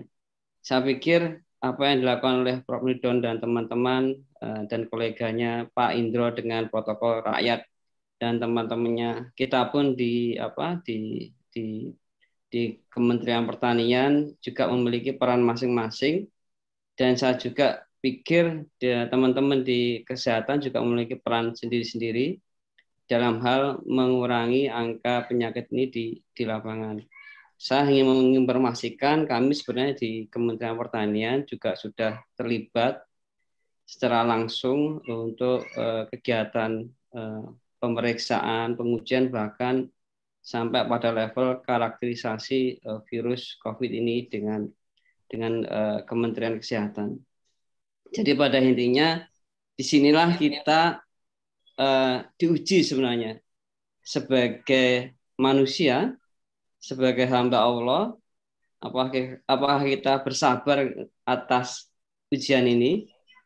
Kemudian sebagai profesi kita juga diuji sebenarnya, apakah kita bisa bersatu, kita bisa merangkul sesama kita sendiri, sehingga kita kuat sebagai profesi kita sebagai dokter hewan dalam membantu pemerintah dalam mengatasi pandemi ini. Nah, sebagai bangsa, kita juga memiliki peran juga bagaimana kita bisa merangkul bersama semua elemen dan semua keahlian yang kita miliki dari semua sisi, sehingga semuanya bisa kita atasi, kita lewati pandemi dengan baik. Mungkin apa yang saya sampaikan terlalu generik, Pak Ihsan, tapi saya pikir ini adalah momen kita sebagai profesi untuk bersatu padu, menghilangkan semua sekat-sekat, baik itu sekat-sekat profesi, sekat-sekat kesenioran, sekat-sekat sipil non-sipil, sekat-sekat PNS non-PNS, sekat-sekat mahasiswa, dosen, dan lain-lain. Kita semuanya harus bersatu ini. Dan setiap apa yang kita sampaikan itu pun pasti ada sisi baiknya. Yang buruk-buruk kita tinggalkan, kita ambil yang baik-baik. Saya yakin apa yang dilakukan oleh Prof. Nidon dengan vaksin Nusantaranya, Pak Indro dengan protokol kerahyatannya, kami di kementerian juga bersatu dengan Kementerian Kesehatan dalam rangka melakukan deteksi, dalam melakukan pelacakan, dalam melakukan pemeriksaan, dalam melakukan karakterisasi pun itu semua bagian dari ikhtiar kita sebenarnya untuk segera secepat mungkin kita lepas dari pandemi ini. Karena pada dasarnya sabar itu juga harus ada usaha. Karena virus ini juga sabar ya. Virus ini bersabar terus sampai akhirnya dia bermutasi dari waktu ke waktu. Kalau virus nggak sabar, dia akan mati dengan sendirinya. Tetapi virus ini juga terus bertahan supaya tetap hidup. Kita sebagai anak bangsa juga harus bertahan supaya tetap hidup. Ya, itu yang mungkin yang bisa sampaikan Pak Ihsan. Mungkin tidak bisa memberikan kesimpulan, tapi ya ini tadi ya mungkin karena ikatan batin kita sesama angkatan dulu, tiba-tiba langsung tembak. Tapi semoga ini bisa menjadi catatan kita bersama. Korps An-Nahl. Monggo Pak Ihsan. Baik, Dokter Hendra. Prof. Nidom ini saya. Itu bos. Demikian Pak Ihsan. Mohon. Terima kasih Dokter Hendra. Pak Ihsan, saya hidup 1 menit aja, setengah menit. Saya ingin mengucapkan selamat pada Dokter Hendra yang telah diangkat sebagai Kepala BVET Pates ya. Yeah. Terus terang saya sebagai ya tanda petik kompetitor di dalam riset, yang saya hitung adalah Dr. Hendra saja, mulai dari flu burung sampai sekarang. Jadi mari kita berlomba-lomba untuk mengkaji virus COVID ini, Dr. Hendra. Saya senang sekali. Mudah-mudahan ada waktu nanti kita bersilaturahmi langsung. Terima kasih. Selamat. Ya, kami sendiri sebenarnya juga terlibat dengan penelitian COVID ini dengan teman-teman UGM. Kita sudah ada 2 paper internasional, 1 paper itu dalam on the way dan kemungkinan akan masuk paper keempat. Tapi sekali lagi kita semua harus merangkul semua komponen bangsa, semua elemen bangsa untuk bersatu padu secepatnya kita bisa melewati masa pandemi dengan baik. Saya yakin-yakinnya, kebetulan saya juga belajar epidemiologi, yang namanya puncak itu pasti akan terjadi. Puncak, entah kemarin di akhir Juli atau kita tidak tahu setelah lebaran ini. Suatu saat kekebalan kelompok seperti yang disampaikan oleh Bapak herd immunity itu akan terjadi. Tapi sekali lagi yang namanya virus corona ini selalu berubah. Makanya di samping kita harus meningkatkan kekebalan diri, kekebalan kelompok, kita juga harus melindungi diri kita dengan protokol-protokol kesehatan yang sudah sering digaungkan oleh pemerintah. Itu saja, Prof. Nidom. Mohon izin juga pada para senior. Sekali lagi ini tidak ada skenario. Ini Pak Lisan langsung saya tunjuk, jadi saya juga kaget ini. Terima kasih. Ternyata di sini adem. Jadi tidak seperti berseliweran di medsos gitu ya, luar biasa sekali. Tapi ternyata di forum malam ini adem sekali. Masya Allah. Terima kasih Dr. Hendra, jazakallah khairan. Mudah-mudahan malam ini dan selanjutnya akan menjadi awal yang baik buat kita semua. Terima kasih. Di belakang Dr. Hendra, saya meminta kesediaan orang tua kami, Bapak Dedi Kusmanagandi, Dr. Dedi. Tapi sebelum itu, satu lagi mungkin ya, Prof, ada yang terlewatkan tadi ini barusan beliau menginfokan lagi. Dr. Honis, silakan Dr. Honis. Tadi ada angkat tangan. Ya. Saya terlewat tadi. Dr. Honis, silakan. Terima kasih, Pak Ilsan. Bisa didengar, Pak Ilsan? Terima kasih, sehat, Dok. Terima kasih. Silakan, Dok. Mudah-mudahan bisa didengar semua. Assalamualaikum warahmatullahi wabarakatuh. Waalaikumsalam. Salam warahmatullahi. Yang terhormat tentunya Pak Profesor Nidom, kolega-kolega semua,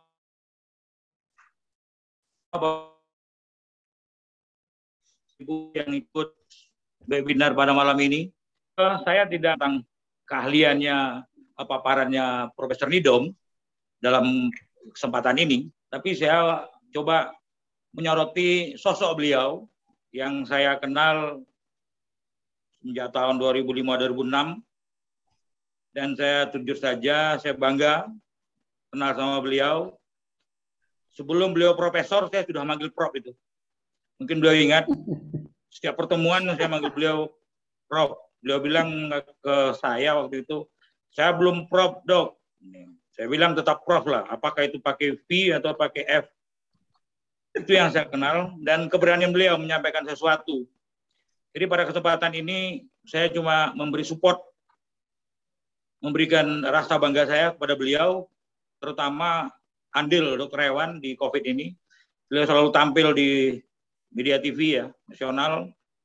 Saya sering hadir, memantau, melihat apa yang disampaikan beliau. Maksud saya belajar ya dari beliau juga dalam hal ini, bagaimana tentang COVID ini. Dan tentunya kalau cerita COVID, saya belum tahu pendapat pribadi saya sampai arah mana. Tapi tadi Kepala BPPT juga bilang mungkin titik puncaknya nanti ada, dan pada waktunya akan turun. Namun satu hal bermula dari flu burung, influenza tempoh hari, justru pada saat itulah kami khawatir pada saat itu, kalau itu yang pandemi rasanya mortalitasnya lebih parah sekali.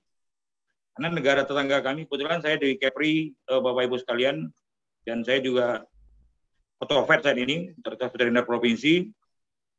Nanti kaitannya dengan PDAI, saya mantan ketua PDAI, bukan PDAI lagi, sekarang penasehat.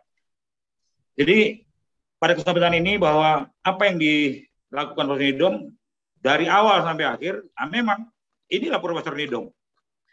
Tetap harapan saya tetaplah menjadi Profesor Nidom yang berani menyampaikan apa adanya, walaupun berbeda.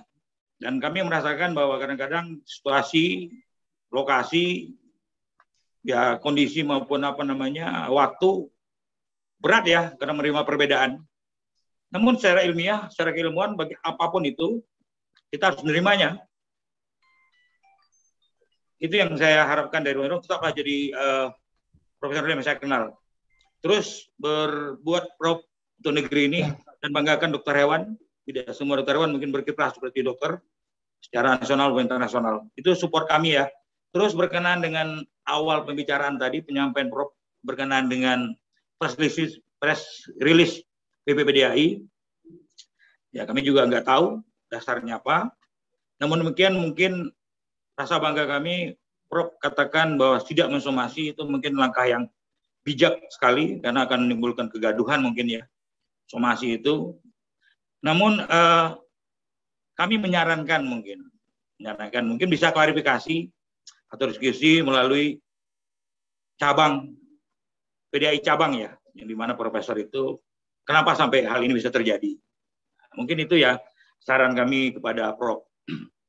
Sampai itu peranan dari pusat, mungkin pemerintahan, kita juga di pemerintahan. Sebenarnya secara nasional kan sudah ada memang undang-undang tentang otopet ini yang dicalonkan PP nomor 3 tahun 2017. Nah, sebenarnya yang diminta ke depan ini kita lebih berharap, tadi Pak Kepala Balai sudah ada, mungkin secara provinsi, daerah, provinsi kabupaten sudah ada otopet. Terus secara nasional tentu ada otopet. Nah, mungkin kita berharap otopet nasional itu yang bisa menjembatani lebih berkiprah lagi bersama-sama dengan PPPDAI mungkin ke secara nasional ke Satgas Covid maupun ke Menkes sendiri, yang semua hal yang terkait dengan penanganan COVID ini bisa bersama dengan baik. Saya pikir itu saja. Lebih kurang mohon maaf Prof, tetap menjadi Prof Nidom. Saya tetap hormat kepada Prof. Wassalamualaikum warahmatullahi wabarakatuh. Waalaikumsalam warahmatullahi wabarakatuh.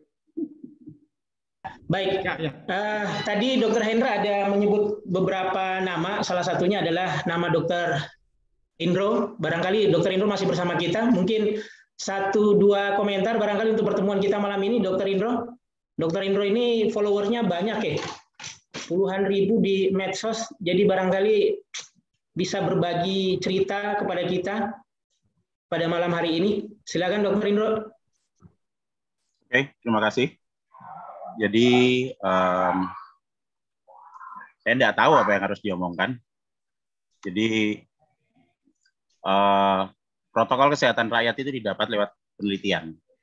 Sejak awal pandemi kami sudah melakukan penelitian dan kami memang berada sebagai anggota dari tim percepatan vaksin nasional hingga saat ini. Dan buat saya apapun keputusan yang dikeluarkan oleh Ketua PBPDHI sama sekali tidak berpengaruh buat saya. Karena kami tidak pernah menjadi anggota PDHI. Jadi saya sama sekali tidak mempermasalahkan dan tidak akan mempermasalahkan apapun. Kami tetap melakukan penelitian, kami tetap menghasilkan sesuatu yang berguna buat rakyat, dan sampai seterusnya kami tetap akan membantu rakyat, mulai dari yang paling bawah, untuk mencari solusi dari pandemi ini. Oke, makasih. Terima kasih, Dr. Indro. Terakhir, barangkali sebelum closing statement dari Prof. Nidom, kami meminta kesediaan orang tua kami, guru spiritual kami, Dr. Dedi Kusmanagandi. Silakan, Bapak Dedi, mudah-mudahan masih bersama kami, bersama kita. Silakan, Dok. Dr. Ihsan, terima kasih.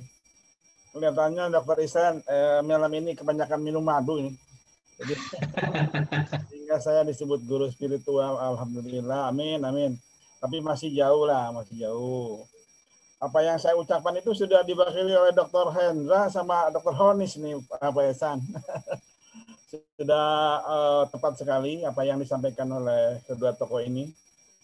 Khususnya untuk Dr. Hendra, saya ikut bangga atas peran dan karir yang beliau capai.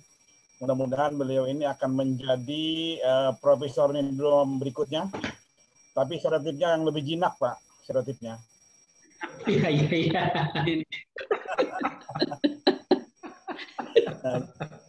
Jadi ya genotipnya berbeda, subtipenya berbeda. Jadi sudah lebih keren, lebih cakep. Nah, saya HPAI, Dok, Prof Nidom HPAI.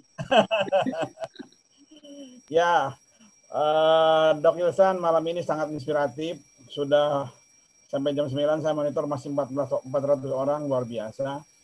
Di daftar ini ada guru besar, akademisi yang hebat-hebat. Beliau sampai akhir masih tetap mengikuti. Ada Prof. Umi, Prof. Iwan, akademisinya ada Jola. Wah, banyak yang saya bukan nih. Senior-senior dari CEO juga banyak yang mengikuti. Jadi saya simpulkan bahwa pertemuan ini sangat baik, sangat inspiratif dan komunikatif. Kemudian juga tentu ada pesan untuk generasi muda. Mari tingkatkan kompetensi. Jadi apapun kalau kita kompeten untuk membicarakan itu sepanjang ini sampai kepada preklinis itu tidak ada masalah. Sampai ke preklinis.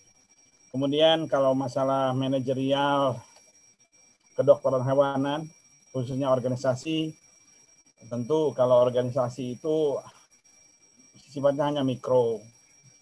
Jangan masalah organisasi ataupun komunikasi ya. Masalah agama saja yang Tuhannya satu, Rasulnya satu, masih banyak debat panjang. Oleh karena itu sama sekali tidak ada masalah. Itu semata-mata hanya masalah teknik komunikasi dan silaturahmi saja. Insya Allah apabila ada jalannya, ada niat baik dan tulus ya dari yang mungkin menjadi polemik. Tapi kalau saya melihat itu hal kecil saja. Dalam kesatuan bangsa itu hal kecil, di mana kita betul kata Dok Hendra, kita harus bersatu sebagai anak bangsa, apalagi satu profesi. Mari kita sama-sama meningkatkan kompetensi kita dan kontribusi kita kepada anak bangsa ini di dalam masa pandemi apa? Jangan hanya membuat keributan, jangan hanya membuat polemik, apalagi justru bersifat saling mengkritisi antara satu dengan yang lain. Yang saya maksud kritisi adalah kritisi yang tidak memberikan aspirasi, yang tidak memberikan motivasi agar kita berbuat lebih banyak dan lebih baik. Saya kira itu saja, Dr. Ilsan. Kepada Prof. Nidom, mari silakan dilanjutkan perjuangannya. Saya berharap masih tetap semangat, jangan sampai terhalang oleh hal-hal yang kecil dan mikro. Insya Allah bahwa teman-teman, adik-adik kita, murid-murid Prof. Nidom dan juga teman-teman yang lain yang generasi muda akan meningkatkan kompetisinya setelah Prof. Nidom memberikan pledoi malam ini bahwa Prof. Nidom memang kompeten di bidang virologi, di bidang virus dan bidang vaksin itu. Terima kasih. Assalamualaikum warahmatullahi wabarakatuh. Waalaikumsalam warahmatullahi wabarakatuh. Baik, Prof. Di sesi terakhir ini di penghujung pertemuan kita, kami memohon mungkin closing statement dari Prof. Nidom. Silakan. Ya, terima kasih Dr. Ilsan. Sekali lagi memberi ruang untuk saya menyampaikan hal-hal yang berkaitan dengan kegiatan kami, baik di fakultas maupun di Profesor Nidom Foundation. Nah, kemudian saya harapkan bahwa pertemuan-pertemuan seperti ini mungkin khusus terus bisa digalang oleh COVID ini dengan mungkin nanti ada pembicara-pembicara yang lain sehingga kita saling memberikan umpan, memberikan muatan kepada masing-masing diri kita. Karena tantangan dokter hewan untuk masa yang akan datang bukan hanya COVID, tetapi banyak hal yang kita bisa diskusikan dari awal ini. Sekali lagi saya mengucapkan terima kasih dan saya mohon maaf bila ada hal-hal yang kurang berkenan. Tadi Dr. Khonis sudah mengatakan bahwa memang cara saya seperti begini sejak dulu. Saya hanya baru jinak kalau ketemu Dr. Khonis. Karena di situ ada alat penjinaknya, yaitu gonggong. Jadi sekali lagi saya berterima kasih dan saya yakin bahwa dokter hewan Indonesia akan tetap maju di masa yang akan datang dan PDHI tetap kita jaga marwahnya sebagai organisasi yang memang terhormat dan harus dihormati. Terima kasih. Assalamualaikum warahmatullahi wabarakatuh. Baik, terima kasih Prof. Nidom, dan terima kasih juga kami dari Komunitas Veteriner Indonesia diberikan kesempatan untuk memfasilitasi pertemuan kita pada malam ini. Dan terakhir yang ingin kami katakan adalah persaudaraan universal sesungguhnya tidak hanya sekedar menjadi pertemanan dalam lingkaran grup kepentingan saja. Sejatinya kita juga dapat merasakan menjadi saudara bagi orang yang tidak kita kenal, dan kemudian mengungkapkan rasa solidaritas terhadap sesama. Kesadaran akan persaudaraan kemudian menjadi lebih luas dan lebih bermakna, yakni mau tumbuh bersama menuju persaudaraan yang universal dan melewati batas-batas profesi. Semua dokter hewan adalah saudara kita, dengan menghormati satu sama lain dan menyadari bahwa kita semua bermartabat dan saling memberikan dukungan. Mari terus bergabung bersama kami Komunitas Veteriner Indonesia untuk santai, serius, dan ilmiah. Terima kasih kepada Prof. Nidom sekali lagi waktunya. Semoga Allah membalas dengan segala kebaikan. Jazakumullahu khairan. Dan kepada semua orang tua kami, kepada seluruh junior-junior kami, kepada seluruh saudara-saudara kami, tidak ada maksud yang negatif tentunya, kecuali adalah kebaikan. Semoga Allah meridhoi dan memberkahi semua usaha kita, semua niat baik kita. Sekali lagi terima kasih. Assalamualaikum warahmatullahi wabarakatuh.